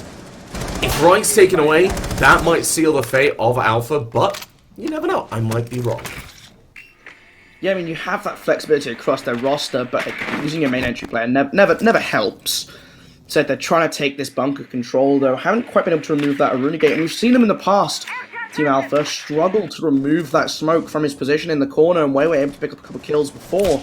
But Reich now going very aggressively down launch, going to open up that barricade at the bottom of the stairs, just so that they have to worry about it that little bit more. So they have to be just cautious of that potential flank option for Reich. Instead, very much focusing towards this back stairs as the Maverick opening up the hatch, and Killbox is Nerf able to dance away from that frag grenade in just a nick of time, taking a little bit of damage, but ultimately keeping the majority of his health for the time being. Reload! Yes. With that north side's pressure, I'm looking at this Alpha, they're in a good position. If they get elbow, they can go for an execute. They can do very well. Ooh. And Mr. Joe being able to find that frag is only going to make life a lot easier. JMXC taken off the board. The second frag grenade of Reich doesn't find its mark. But the problem is, Aztec's about to push in, Reich is about to follow, and so is T-Rex number 1. And at least one of these three players is going to hit that one bullet needed to find the kill. Reich, unable to get it just yet, will deny the smoke and gives the stim just to make sure his teammates stay alive. And I actually quite like that. The big problem is with the Finker, though. I find that if you don't call it quick enough, anyone in the middle of a gunfight will just start shooting into the ground. Anyway, Nerv finding the kill onto the T-Rex takes away the aim, takes away a lot of potential in opening these sightlines. If you pull back on elbow now and reinforce, that's it. That's game, set, match. You don't have that power of position, but Reich finally is able to land the shots as Atlantic picks up one of his own. 2 players left on the defense, 3 on the attack. Make that 1 as Mr. Joe finds a pixel, looks for the second on Freezer. Jaffa not going to be able to give it to him. No, he stays alive and will live to fight another 30 seconds. Interesting placement from Atlantic here, waiting for the push from the Aruna. Doesn't set the spot, a couple shots towards the head, but Jaffa's going to win this one out. Sees him fall away, swapping to the pistol. That P10 Ronnie does not have the ammo capacity to keep fighting. And, they trade out! He trades it out, but the fuser was down, so the round is going to go in favor of the attack. That was so close to being a wonderful clutch there by the Aruna, but alas, it was not to be. So close, just, that is gut-wrenching. Yeah, the redemption arc for Jaffa there, just taken away, ripped away even, and just said goodnight. A heartbreaking moment that you're able to find that 1 versus 3 situation. Just not going to happen. And as such, Alpha will find themselves on the defensive side for the first time since round 6, which their second half of defense didn't go that well. They stopped being able to stall out APO. They stopped just having that dominating force. And I feel like off the back of that win, you haven't done that much to actually reset that mental. That has got to come from somewhere else. The IGL, you've got to be saying, all right, guys, we're on the defense. Let's just do what worked. Let's go for the gunfights. Let's let Reich try and break the kill record that we've got of 26 kills in Bill from a very scary season 2, I've got to be honest. But yeah, I'm looking at this, I say, Alpha, you want to go back to exactly what worked in the first place. It was these flanks. It was being able to catch APO off guard. If you play that more default game and that more strategic-based game, I think APO will be able to take it down. That is what they seem to be best at. Yeah, I mean, you just want to keep on just taking these aggressive gunfights on the side of Alpha, because that is what they were doing well and was what was working. Like I say, Apo just keep playing that slower side. On the second half of their attacks, remember, they all started really working very well together and picking up these rounds. They just need to bounce back into that state of being where they can just play slowly, clear out the ground together. And it all kind of started working out for them when they started committing 5 members to taking on Master Bedroom rather than sending that split and worrying about Attic all too much. And that's what you can see them lining up for here. Should be noted, no Nomad being brought on the table. Not that it made a ton of difference in that opening round, but it definitely does help you across the board and just being that little bit more protected, instead of leaning towards the Yana and changing up, just trying to get that information a little bit earlier on. Yeah. Right now, looking at APO, how are they going to push this? They've got a very heavy Master Bedroom side. And the Frag Grenades are looking to deal with the utility. But that, yet again, isn't really going to be the issue. I mean, I look at the Syria game, I say that's going to be a big problem. Nerf, though, able to find Reich suddenly opens things up, and when you have really low HP, you still have that extra gun on the board. Now, you just got to draw. You've got to be careful. You've got to make sure that there isn't anything lying in wait that might be able to take you away. Main breach will get opened up, and APO, they have a really good position, but the impact nade will come and stop most of that plant from getting open. That looks Swiss cheese on the wall, I think I'm going to describe it. Looks horrible, but JMXC, what else are you going to do? You have nothing to do but wait and watch, which is something that a certain little Jaeger down below is doing as well. Nerf wanted to find the kill, wants to do exactly the opposite. He wants to get in, he wants the gunfights, he wants to win. Half the round is ticked down, and the attackers are very much aware that every second wasted is a second that can go to the defense. That flank will be watched, and the kill will be taken for the defense from Jaffa, but time. There's so much little time left, and a lot that hasn't been done by the attackers. Absolutely. And the one thing you can take for them on this side is that they have spread themselves out very well to what the defense are going to be having to watch multiple angles each. I mean, you're looking, specifically with Alibi, she's so focused on Trophy Doorway. Jaffa waiting underneath, creeping up. But as they're pushing into the side, Ace able to start putting that plant down. The Night Shots haven't come to fly through. They haven't been able to stop it. As Weiwei and Jaffa able to pick up a kill each. Now the 1 versus 5. Aztec has so much to do. And the attackers are going to take it in flawless fashion. They may not have had much time, but they certainly knew what they were going to do with it. Yes, and that's the desperation factor kicking in when it all just kind of clicks and you go in, you go for the kills, you find them, and suddenly you win that round and take us all the way to round 15. This can't go any longer, Golu. It has to end right now. Alpha, they're back on the attack, and it seems like this Oregon has been more of an attacker-sided map, hasn't it? It's definitely been leaning into that since our overtime rounds, but one thing I love to see here, the curveball being thrown out by Apo, the kitchen dining defense. I can't wait to see if this works out for them. They did a good job last time. They played very well and very intelligently around holding out time on that top floor, stalling out in kids' dorms, and then just playing very patiently back when they reached that advantage point where they had the opening kill. The big difference maker this time, that Amaru isn't going to be on the table in the hands of Aztec. They're not going to be able to get that free opening pick which they picked up before, when that Amaru jumped in a little bit preemptively without properly checking the landing zone. That might be a difference maker. You have a little bit more utility on the side of the board for the attackers, but they don't have that double hard breach. They only have the Habana, and they do have the Maverick. Again, he does help. It's not to the same style as you often want something like a Habana and a Thermite, a Habana and an Ace, just because you need to be able to open up Shower. And you can already see Kovac. We saw him playing in Showers last time. He has those impacts. He will be tricking. So with JMXC, he has a set as well. They're going to be trying to stall out as much time as possible with those impacts. Yeah, I feel like that's going to be the big thing. That worked very, very well, especially on the side of Alpha in the last round. I feel, honestly, looking at this defense, I feel like APO, they keep sticking to what they did last round. They have a lot of success. I feel like Aztec going onto the Ash instead of the Amaru doesn't really have that much of an impact, because think about how tightly defended that round was. I mean, it came down to a 2 versus 3, still won.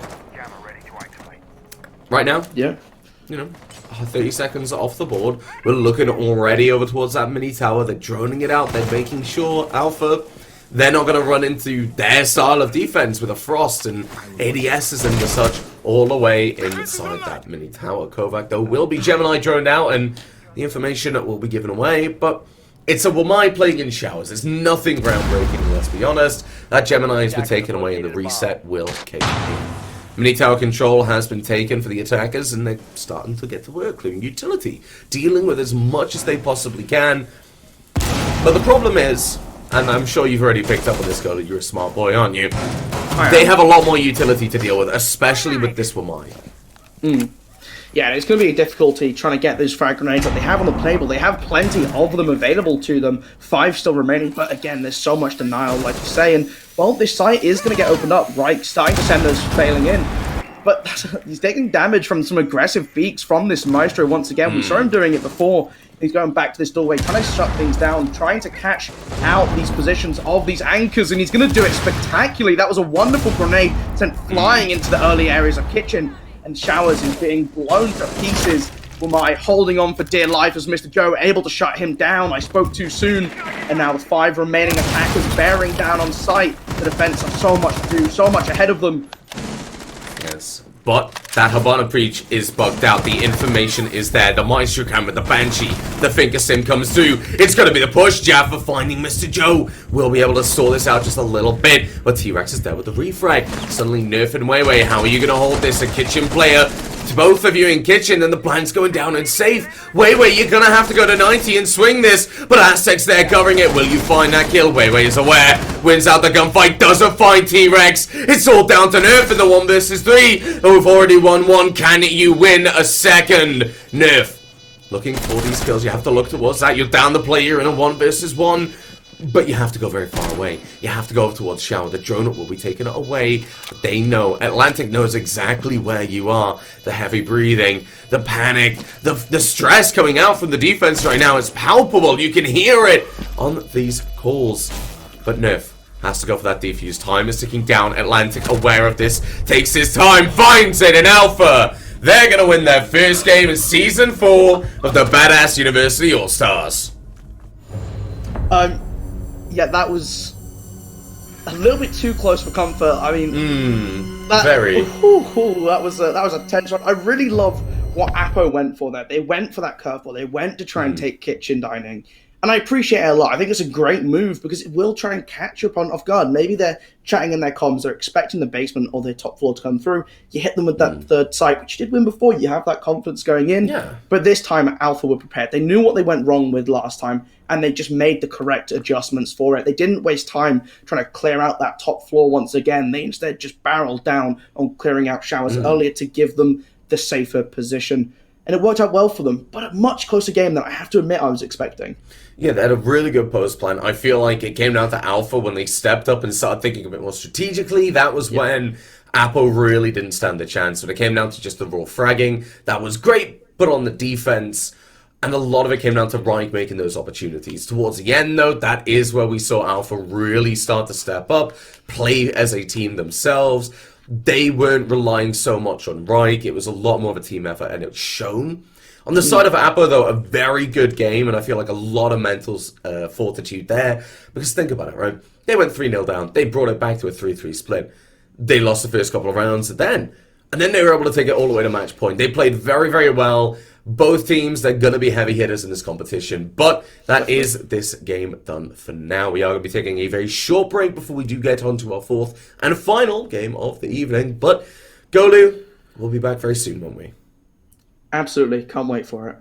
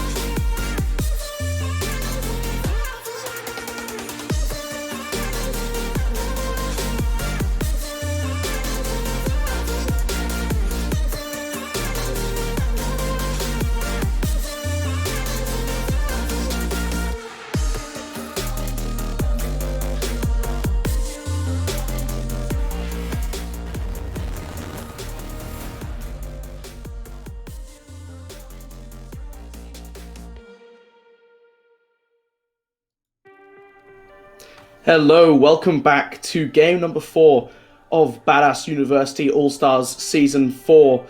Well, I'm joined here, I'm Golumolu, joined by McCready for this last game of the day, which is going to be Sleeping Gang taking on Aces. Sleeping, not sleeping.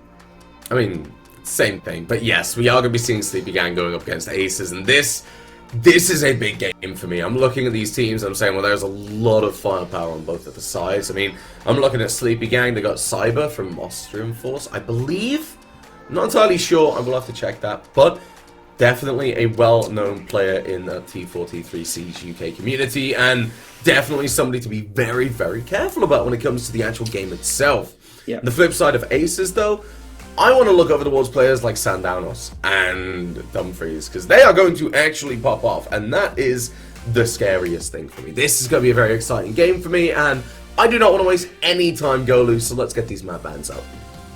Oh, who would want to waste any time? And I mean, again, we talked about it before, it's very likely to be a clubhouse on Oregon, as much as I'd like to see something more interesting. Chalet is one that I think we could actually see come through. We saw it earlier on today, and seeing 2 Chalet, 2 Oregon would be an interesting way to round out Playday number 1. But we'll have to wait and see, as Cafe and Villa are going to be banned away, as well as Coastline and Bank. So it's still in the map pool, but both Oregon and Clubhouse have survived up to this point. Yeah, I mean, I'm looking forward to it. Clubhouse Oregon taken away. Okay. So we will be going to Chalet. We'll be seeing it again today. And for myself and yourself, well, that's the first time for us. Now, Chalet, it's a map that I've really enjoyed since coming into the map pool, even if I was a bit apprehensive. I mean, it's a map that is the first map that we've seen come into comp completely unaffected by that 20-second meta. I mean, Chalet hasn't been in the comp map pool for quite a while before the 20-second meta.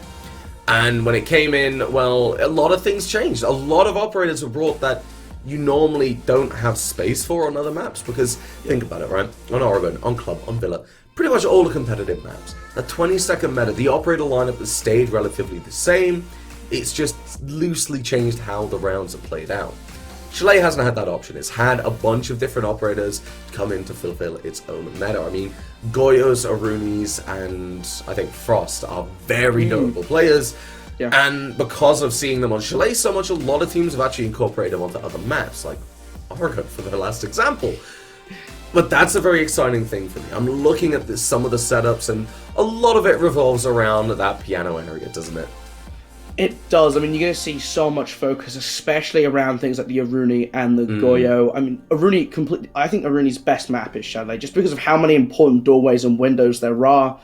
But on the attacking side of things, there's opportunities for some flexibility. I mean, you see things like the Zero come in just to try and cover as much space as possible, try and share some information, because there are some good roaming opportunities inside of Chalet.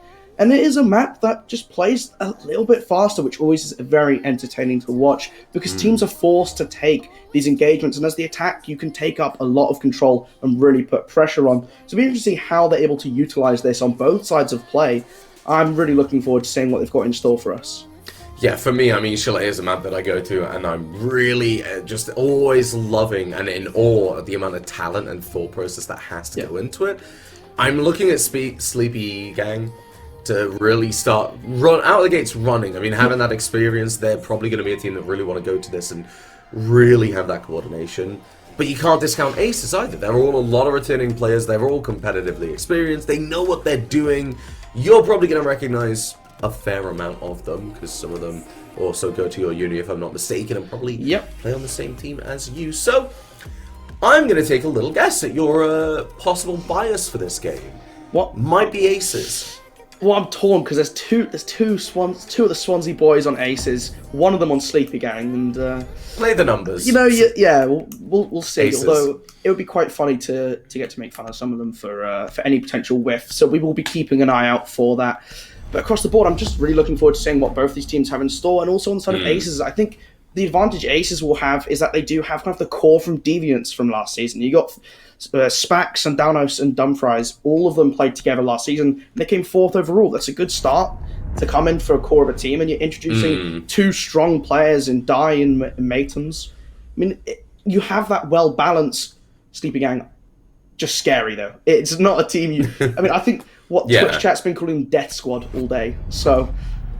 It is one that you look at, and there is a little bit of trembling in, but we're looking at that Flores and that operator. That's taken away because Well, I mean, we had a masterclass on why Flores is such an important operator in the last map. It was used to clear out a lot of utility, clear out high-pressure positions very easily. So think about Blue, all the way on that basement site. Think about Piano on the top floor site and Piano Hallway on Bar Gaming. That Flores has a lot of use, a lot of impact, and it saves so much time for him to be taken away.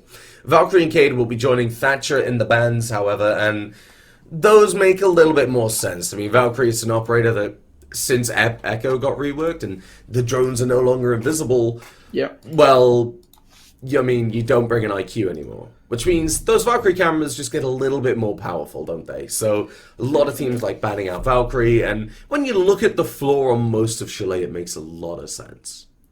Yeah, absolutely. I mean, there's just so much destructible ceiling, and that's where, you know, things like Pulse are fantastic, and Nitro Cells are very, very scary. So seeing that come out early on, just see this potential information game going out from the side of this defense, and that's a Pulse with a shotgun as well.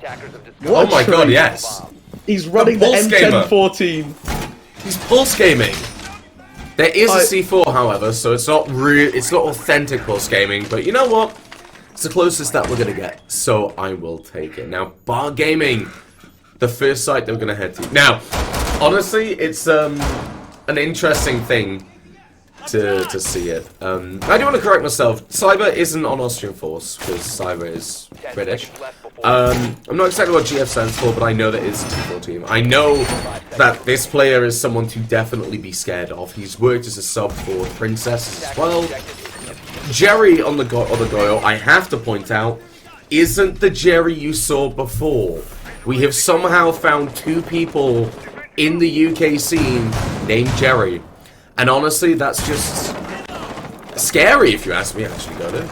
I never thought we'd meet another Jerry, and so it's a shock to us all. But sometimes a good revelation is always important. It just recenters us and makes us reconsider what we know. I mean, the thought of two people sharing a name is still not sharing a name. Sharing Jerry is a name.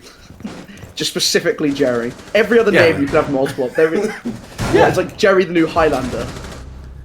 Something like that, I imagine. But Sandanos and Spectre can open things up very quickly with a couple of kills to start things off. Die going down on those stairs. That might be something you might want to bully him for, but well, with the start the Aces have had at the moment, you really can't complain. Ex-Deviants definitely making a very good showing for themselves at the very start. But that's not it. 2 kills on the board. It's not going to clear out any of the utility here. That's going to come down to your Sophia, to your Nomad flashbangs, and most importantly, to your entire team, basically, looking at all this. Oh my god, that's a lot of utility. It's going to require the attack to use it very efficiently. You got those stuns being thrown out by the Nomad, just trying to burn away as much as possible for the frag grenades to come on flying. And there we go, the Glitter Shell taken away as well. A healthy chunk of damage from Nilo. Sardonis holding this cheeky angle, just trying to get a peek over towards the staircase, over the top of that shield, and they'll try and get rid of that eventually. There we go, it gets shattered away. The Spax able to pick up the kill onto the Wamai on that Ivy staircase, and that will leave them just that little bit more vulnerable, force the Gliro to jump back down into sight. And it's a 2 versus 5 here for the attack. They have a massive advantage, and they can start to barrel down their gun sights, try and find out these remaining 2 defenders. Yes, that kill onto Milo was huge because, like you said, forces that Goyo down. Suddenly that Piano Hallway becomes so attacker-sided. As you're going to see now, Digestive's going to be able to find a kill onto Jerry, and Matty pushing up will find a kill onto Dumfries. But with that player being pushed down, you've given away a lot of control, and now Matty's stuck on these blue stairs. He's going to have to stop this plank going down. How's that going to happen? Well, you go to the hatch. But you walked right onto Sandanos. And the first kill delivered, quite literally, onto the lap of the Aces. But yeah, I'm going to talk a little bit more about Piano Hallway. You have a player Fireplace, you have a player on the stairs. If one of them falls, the other one has to drop. Because simply put, if that player over towards Fireplace drop gets taken out, well, suddenly they can go over towards CEO. Multiple angles can be taken. You could double peek onto the player on blue stairs, and vice versa. If the player on blue stairs is taken away, suddenly Jerry playing by Fireplace, you're having a very difficult position. They can open up from that CEO, they can put pressure on you from there or from down below, and they can come from Piano Hallway. Either way, you have to regroup with the team, you have to get back on the site. The big question for me, Golu, we saw Jerry go into stock and then run all the way into main lobby. Why is that happening? Maybe a little bit too confident? dynamite and ready to go. Yeah, I think it's a difficult one because you don't want to be too stacked up, especially in the supply closet at the back there. Because the available angles on trying to contest the attackers as they're moving in towards the site, they are limited. It's a good position to have someone, the smoke, hiding away in there, or maybe the glow with the nitro, but having both of them stacked up just reduces how much space you can cover. And we saw Matty on that smoke try to move back to Poison, or Ivy, sorry, because of how influential it is. It's just such a powerful position you can see both avenues, downstairs and above. 5 seconds remaining. Ultimately, he wasn't able to make it stick though because he lost his teammate in the go. That's where maybe the go should have been staying a little bit more inside the site, so that when they have that coverage a little bit stronger. He wasn't expecting Digestive to be downstairs, I think. Yeah, I still don't think that should have happened. I think he should have stayed on site, and with the speed of whoever that was outside my window, the setup for Master Bedroom will be complete, and Aces will be looking to start their aggression already. A number of good positive things in place already. They have the player on Solarium contesting Jerry, not letting him feel comfortable, which means if they want to put a player down below, they might be able to get away with it. Because they're aware that Milo might be there as well. Time starting to be chipped away at, but not enough as Sleepy Gang would want, especially with Dumfries able to find Knack and Pulse. Second time in a row going to be that opening pick for the attackers, and well, Aces, they have really good positions. They have that Nomad over towards that wine cellar. They have a run out from Cyber that they're not able to deal with, and the camera was there. Should have been called out, wasn't, however. We move, and in the form of Cyber, we move all the way back up to site because now you even things out. You play it safe, you play together, and that's how you win the round. Yeah, now the attack coming in from Solar, this is a good position for them. They've achieved this territory now. They can start to open up these walls towards the site if they can just remove some of these mute jammers to get that opened on up. The Selma's all stuck in position as Jerry just creeping his way forward so slowly, hiding on this short angle, just waiting for someone to push it into him, because eventually that space will have to be taken. And he has the reinforced wall protected behind him, keeping him just that little bit more safe as the frag grenades are going to ring in to try to push out anyone from this closet. Jerry able to find the first kill. A lovely swing from Matty will take out Spack. Sandanos able to find Jerry though as Milo gets on the board as well. And this, well, all down to Matems. He has 3 to find enough time, if he chooses to make it work. But he's on that rappel. He's going to have to find a way inside the building, and, well, it isn't looking like he has an obvious route so far. Yeah, he's going to have to take the very quickest path. That is going to be trophy. You hear that, ADS. But a lack of information is really going to do you dirty here because, well, Milo able to look down as somebody else cover the window. And now they know exactly where you are. Cyber down on the hatch is able to just drop down, take the gunfight, win it out. That's going to be the round for the defense. 1, and at least guaranteeing we're not seeing a 7-0 based on that very fast, very aggressive first round we saw. Yeah, I mean, I think that was a good comeback from Sleepy Gang there, able to take these aggressive fights, and the solo control was achieved very quickly by Aces, and it was very clear that was where they wanted to mount their stage. But again, just really well played aggression, and they played very patiently around it as well. It's not that they were just running out into them. They had their spots, and they knew exactly when they were swinging, and they were swinging around together, which is the great thing to see there. Is, you know, you're not having players just randomly running out and just hoping for kills, because that isn't consistent. And it might win you a round or two, isn't going to let you win consistently throughout a season. Seeing people swinging together in unison and knowing when the timer is going to be available to them is what you really love to see, and I think Sleepy Gang did a great job of understanding that. Yeah, I don't think I could really disagree. Now, what I can disagree with it is Sleepy Gang. They want to go back to bar gaming. They want to give this another go, and I feel like the improvements I'd like to see coming out from the playstyle, definitely, is I like to see Nakan and Cyber playing a bit more safe. I don't want to see them over Solarium. Maybe down below in basement. Maybe ready for a push. Maybe play towards, I don't know, maybe that piano area. You can pull back very easily, you can get back to site, you can help out, you can drop down, you can do whatever you need to do, basically. I don't want to see 2 players dying immediately. I feel like that's Aces maybe catching them off guard. Still, regardless though, it can't happen, it shouldn't be allowed to. Sleepy Gang, you're a better team than that. I don't need to see that much of you playing to know that. So, I want to see a little bit more caution. I definitely want to see these players staying alive. And on the side of Sleepy Gang, on the side of Aces, sorry, I want to see that attack again. That was really well coordinated.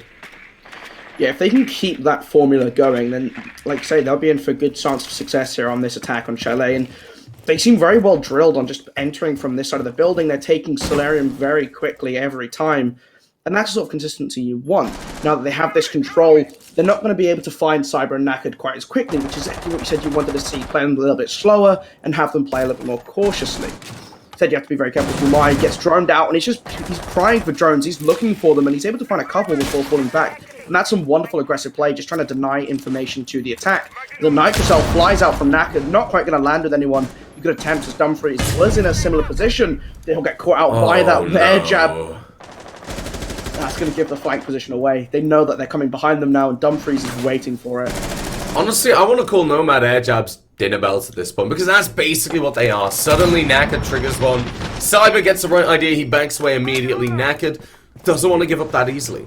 He wants to take that gunfight. He wants it. You can tell that he's hungry. And he is actually going to be able to find that kill. Suddenly, the rest of Aces, they move around. They realize this is going to be a problem. We need to take this gunfight and take it. They do. Spack finding that kill. Your compatriot in education, even Golu, able to find the refrag for the attacking side.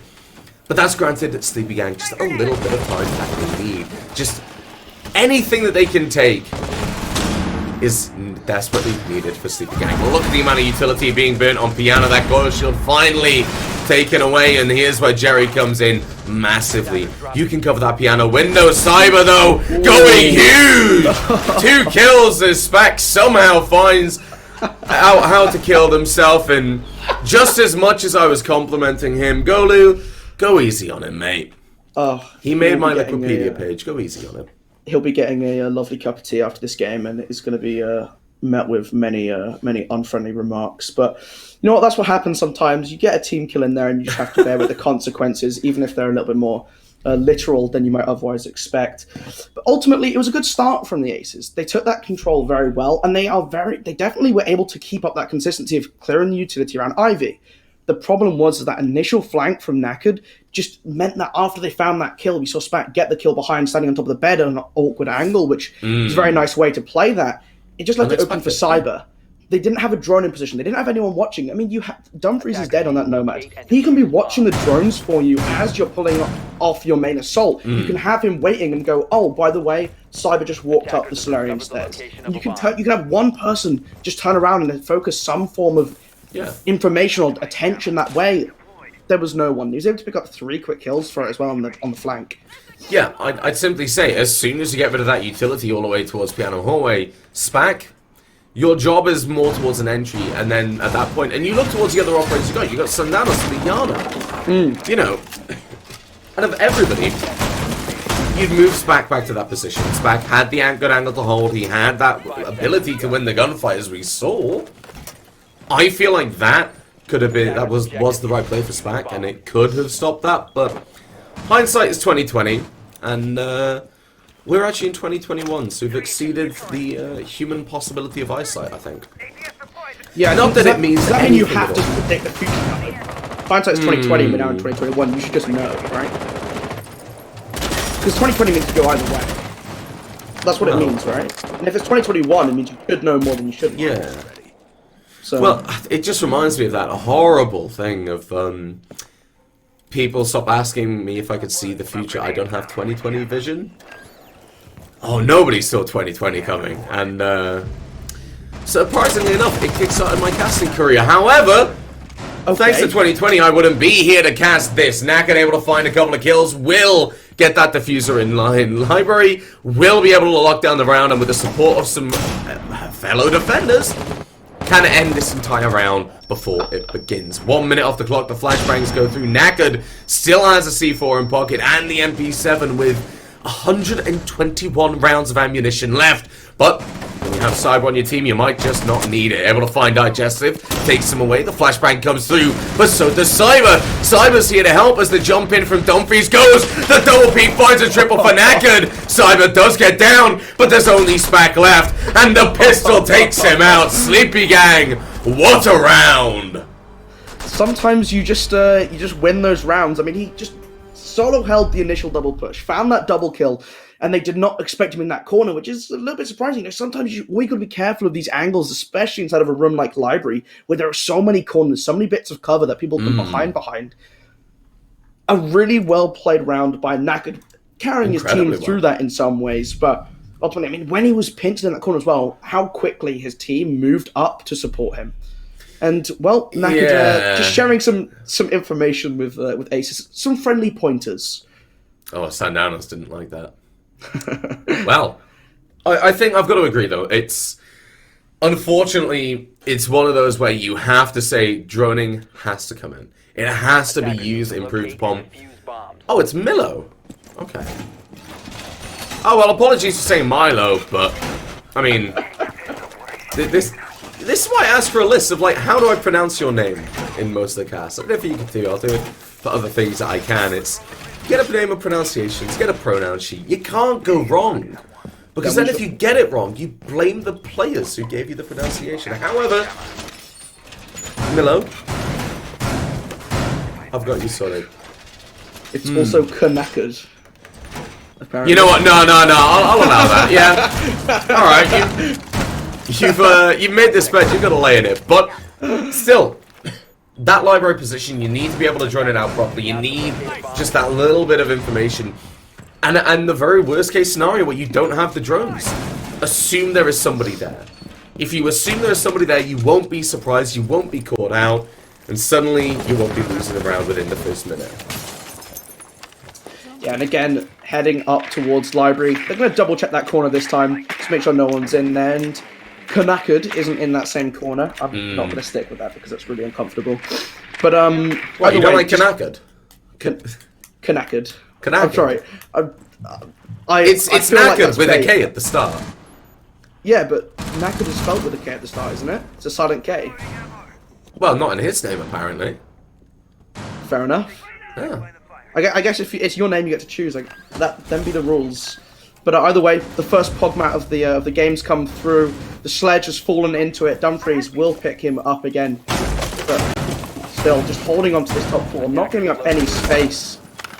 They're trying to just find their way through, and, well, connected on the flank, coming up Ivy Stairs, is able to find one, quickly gets refragged, but that's Digestive on that Finker down, a lovely shot by the Ace. Maton's able to capitalize on that situation, and now there are only 2 defenders remaining, 4 attackers still, and there's plenty of time for them to redecorate this site as much as they desire. They have so much flexibility, so much utility still available, and Soundownos able to remove those bandit factories, means that the wall can get opened on out. Yes, that wall will do exactly that. Get open up and give a nice line of sight all the way from CEO, possibly even into Master. Now, Jerry and Piano, your position has just became so much more powerful and so much more desperate as Maddie's taken away. Vice back on that flank. Watch out, we did talk about. The Frost with that gun has to try and make sure that this can happen. Frag grenade comes through, it lands out, the plant starts to go down. Second frag grenade follows, but the bullet from Spack is going to be what ends the round. And just make sure that the Aces, while they didn't drone last round, they definitely shot in this one. Yeah, a lovely bounce back from that. Just, I mean, they double checked everything and they were cool, but they didn't catch out that flank. And that could have been a lot worse for them if they weren't prepared for that refrag. You have the Nomad on the table. You have plenty of drones to go around. You shouldn't be getting caught out by that once again. I think it's just a little bit of carelessness on just watching their own backs. And I think that's what it comes down to. It's just they're not taking the initiative to watch out for that directly and just allowing that to seep through. And again, you can't have that happen. No, you really can't. And the simplest fact is, if you're being caught out by flanks once, you need to be prepared for it again. It's not something you can assume it just isn't going to happen. Yeah. Because as soon as it works once, as soon as Cyber walks up Solarium and gets a 3k, then that's just a sign, do it again. Keep doing it. Their flanks are undefended and underwatched. Now, final round of a defense, we're going to see if that is the case. We're going to see if CP Gang can find that 4-2 split, or if we will see a repeat of Oregon. We get a 3-3 split for the attackers. But for me, it's going to be the case of Cyber's taken a little bit of damage, and while it may not seem like a lot, that's still an investment for Aces to cash up on later. Yeah, definitely. I mean, like I said, we talked before, this is one of those maps where the attack can really put the pressure on, can really pick up some rounds. And you're looking at Team Sleepy Gang, we've seen already in this half how much fragging potential some of the members on that team have, and it's not shared as evenly as some other teams that we've seen this evening, you're looking at Knacked, you're looking at Cyber, they are putting up some serious fragging potential. Oh, yeah. And when that flips over on the other side, they have that option to take the space that they want, and they can funnel that where they choose. That's where it just gets a little bit more scary. For now, though, they have the control, Aces that being, on their attack. They can choose how they want to do this, and it's going to be in a very similar fashion to before, trying to take some pressure over Library. This time, Milo is in a position to more directly confront that. Not quite as deep as Bandit was before. It's Milo. Milo, not Milo. Yeah, you can't be getting that one. Mill. Damn. Alright, well, I apologise for that. You're going to have to retire now. I'm sorry. But big thing that Sleepy Gang have actually really been able to pick up on is that droning, and they put a Mozzie, which makes it worse. Cyber able to find 1 kill. Now Cyber and Milo, they could cause some shenanigans, can't they? Absolutely. I mean, the frag grenade's coming in, trying to shut down any sort of presence coming in through that door. But as he's got a frag grenade in hand, Sledge nearly caught out. The Pogmat's going to hit the Nomad. That does not help. Milo able to take that kill away, and now Bandit downstairs beneath. Still has the potential Night Shot. I mean, the Night Shot went out already. But Spack able to find the first. Matum's finding Cyber, who's trying to help out from assistance, but got caught out in the doorway instead. That is not the ideal scenario they want to take from that one. But still, the 3 versus 3 situation, and a lot of time has been stalled out without even conceding much control. Library's been taken now for the attack, but that's about it. Yeah, and that's a big problem as you approach that 1 minute mark. Knacked finding Matums, taking away their hard support player on yet another flank, and at this point, you've just got to question why this keeps on happening. Now, there is a player down below that Digestive, the renowned Rich T Biscuit. Well, Rich T, Dead T, he's gone cold, got left behind as Kanaka's able to find 1 kill, looks for a second, isn't able to find Smack. The pre-fire around the corner will take him away. But with 40 seconds left, and 2 players to find, or a plan to get down, the next 40 seconds, a lot of work is required, especially when you take into account the HP. None of that wall is open up. All of that utility in piano. It just isn't going to happen if you look at it on paper. But Spack, let's see if you can tear up that piece of paper. You have a lot of angles to cover. You need to be very, very careful. As soon as Jerry starts swinging, that means Maddie's going to go as well. The scans will come out on the drone, and suddenly Spack, feeling the pressure, will be taken out by Jerry, and a 4-2 defensive split for the side of the Sleepy Gang will be secured. Yeah, it's always scary when getting red pinged and you have to make a move through a door. It just adds a little bit of extra tension, and I mean, they had the angles covered, they had the crossfire prepared, like you said, and well, it just couldn't be for Aces. 4-2 half for Sleepy Gang is a great way to start it off, and now they'll be coming onto their attacks. The one thing it'll be interesting to see is, well, are Aces going to be able to kind of shore up, try and catch out some flanks of their own? Because that was something that really hurt them in so many of these rounds. I mean, they lost their thermite in that, the ace, in that round to the angle through the floor down below. And it's just like these small things of just not quite being aware of your surroundings. And that is something you can't have happen to you as the defender, because your surroundings are constantly changing all around you as the attackers are laying down the siege. Yes, on the defensive side, that was a very, very strong showing from the Sleepy Gang. The rounds that Aces won, they were convincing, but for me, the rounds that Aces won were too far and few between. A lot of things had to go right for them to win. Rather, it seemed like Sleepy Aces, they were just naturally at that little level above. I feel like Aces, they were relying on Sleepy Gang to mess up. That's when they were able to win out those rounds. Ultimately, for me on the side of Sleepy Gang on the attack, I want to see the aggression, I want to see this confidence, because they know they're good.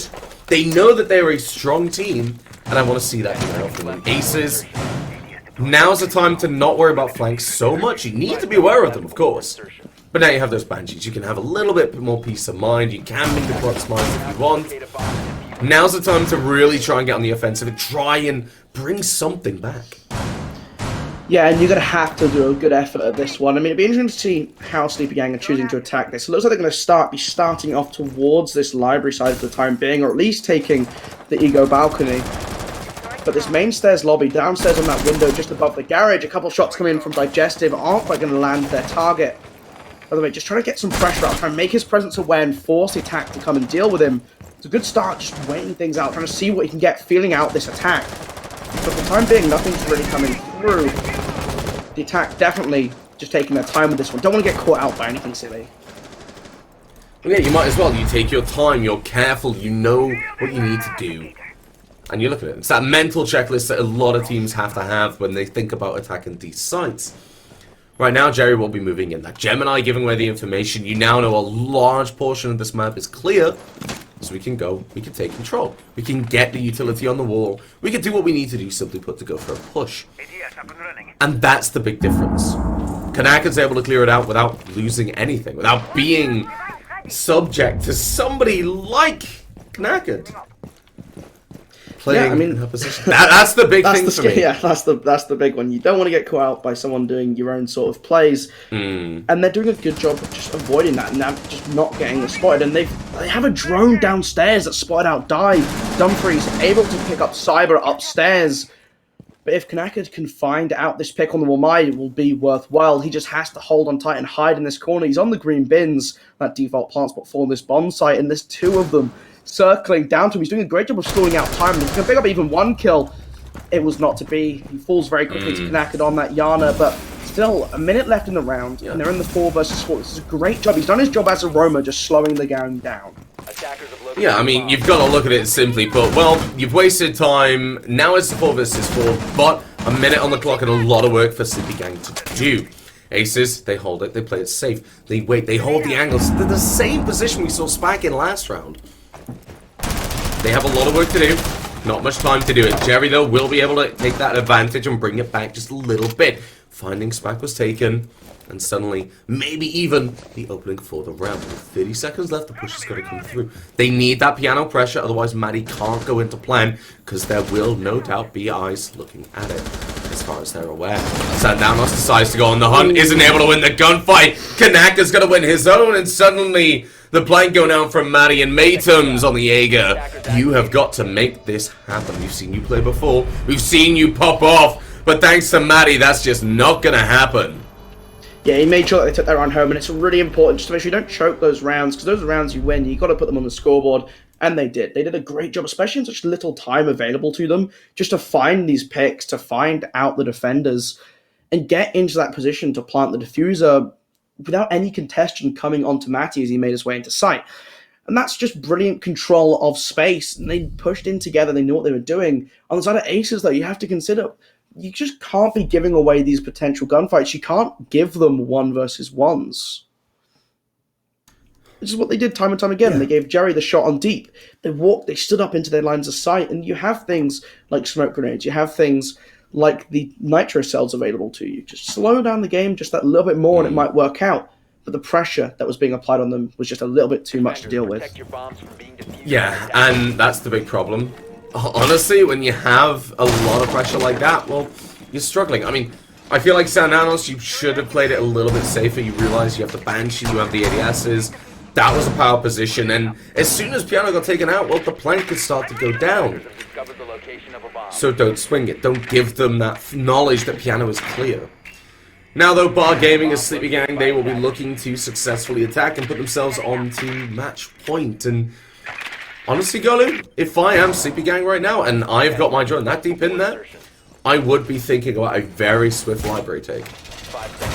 Yeah, I mean, they're spreading themselves out quite thinly here, and if you can take library, take above that site and start to push the defenders away, it is a great way to go about it. You'll see a lot of teams, though, they will start over by Solar, and we saw that happen on the other side of things. When Aces were attacking onto Bar Game, and they took the other side of the map, just because it gives you a little bit more flexibility, it's a little bit more reliable, as you can just start to peel away the defense. You can remove the utility available at the top of Ivy, as we saw them do before, and it looks like that will be a sort of similar approach coming from Sleepy Gang, and that's just because it's tried and tested, it's very well known.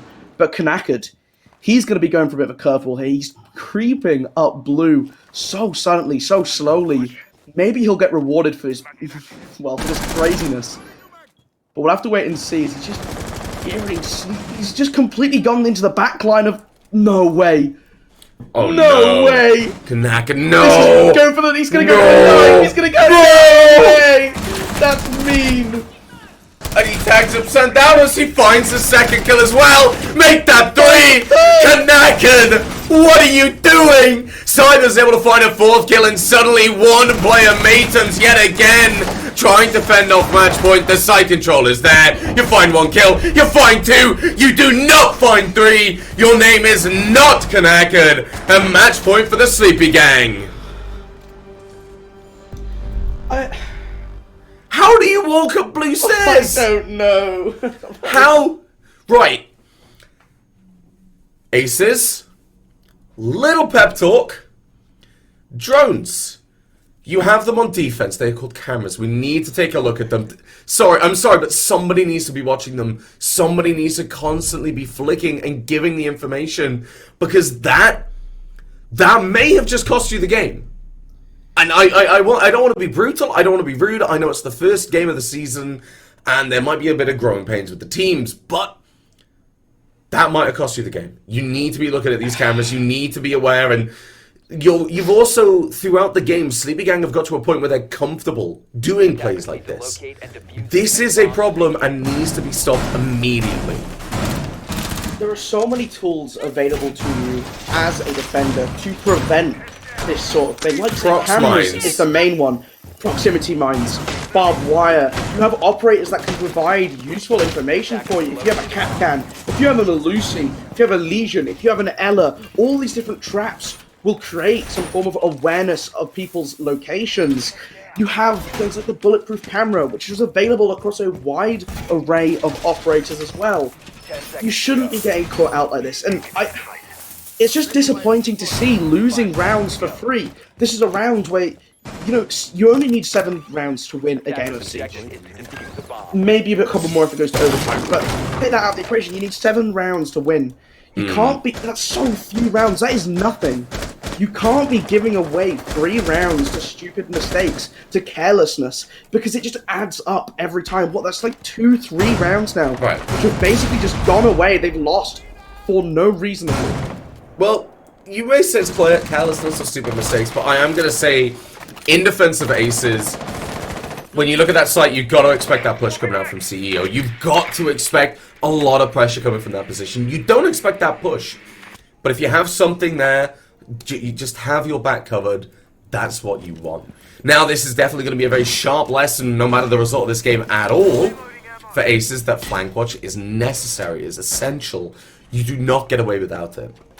But for me, right now, Sleepy Gang, how are you going to deal with this? Well, first of all, you're going to lose your star player Kanakad and Cyber, both being taken away by the roamers of Aces. Decided to go on the hunt themselves, and you know what? Golu, if it's worked this round, if it's got them those opening picks and it works, I want more. Yeah, you can't complain at that point, as the defending side. You just got to take what you can get, and this is a great start for the round, like you say. They just have to play a little bit more patiently now. They have that man advantage. Don't give it away for free. Just take your time with it and play it slow. Half the round is gone, and the attack hasn't taken much space at all. You're also watching this angle very carefully. I like what Digestive's doing here, just waiting to see if someone pushes through this window a little bit too carelessly. Has to be very careful of Milo, though, because he is also downstairs, and he may be aware in some part of this Mozzie's presence. Doesn't look like he knows exactly where that might be, though. Yeah, they're aware of the roamers, and actually for once we're seeing that Sleepy Gang are being stalled out because of it. Now, think about this push, think about the first round we saw from Aces. They had players on the windows, they had players getting ready to push. Well, Sleepy Gang, they are at a severe disadvantage, which made a little bit easier thanks to the hard-working efforts of the Nomad Jerry. Watching that rook cut off, watching to make sure that you've just divided that slightly too. But 4 players still on the board, and time only going to favour the Aces here at the 45-second mark. Matty will start to push in. The question is, where will he start to go in? Will the rest of the team start to? Yes, they will! Milo is able to find that kill onto Digestives. And suddenly, the frags coming down from below. It's all coming out now. It's going to happen. Yeah, in 25 seconds, it has to. Jerry still on this rappel. It's going to be a threat, but sometimes he's able to cross over. They know that Sledge is walking up this staircase. He's able to find one, though. That's a great frag for him. He finds a second. So Donos has triple kill on the round. And he's going to keep on pushing deeper. They know where Spack is. He's on the piano and he gets caught out. They run him down and take him out. An amazing comeback round for Sleepy Gang. Playing their angles very carefully and playing them very well. But yes, that shouldn't be allowed to... Oh, that's unfortunate. I think I'm still in shock from the round before, but I want to break down that last round. That was very good roaming coming out from the Aces. They caught off these players in one-on-one engagements, something that they fell victim to a number of times, so that was good from them. I feel like they wasted a lot of the time very nicely, and the positioning during that was quite good. It just came down to that little bit of coordination from Sleepy Gang. They were ready, they knew what they needed to accomplish, and they were able to win those gunfights at the very end. Yeah. And ultimately, the way that they positioned themselves on the attack, they were able to comfortably go for 2-on-1 engagements. That was very nicely done from them. But unfortunately, Sleepy Gang, they are going to be your victors with a 7-2 victory. Very confident, very dominant, and most importantly, a strong show of force setting the tone for the rest of the season. This is a team to watch out for. Aces, they are a good team as well. Sleepy Gang were just a cut above the rest at the moment. Sometimes it does take a little bit of time to get going. I think, especially going up against Sleepy Gang, who, coming into this, are regarded as one of the favourites for the league. You're looking at their lineup, and it is very stacked. Aces, yeah. They showed some good stuff. In the rounds they won, they did look very strong in, but they couldn't quite keep that going throughout. So, there's still plenty of time. It's just the first game. Well played to Sleepy Gang, though. They had a dominant performance. They should be very pleased with that result. Yeah, they really should. And that will conclude the 4 games that you've seen this evening, thanks to a wonderful buy coming out for IOM to take a victory. And honestly, I will say it's been a pleasure, Golu. But we are coming to the end of our evening at the moment. Make sure to check out Bool on all the socials. A huge shout out to CDC on the production, and Time to Light for the wonderful observation that you've seen. Players, you played incredibly. It's been some real fun games to cast, and a really good way to jump back into it for myself after a nice little break. Golu, thank you for joining us for your debut It's been a pleasure on the Badass University All-Stars. I'm hoping that we'll see you quite a bit more. But for now, from the staff, all of us here at Butte, we'll have a good night, and we'll see you next week.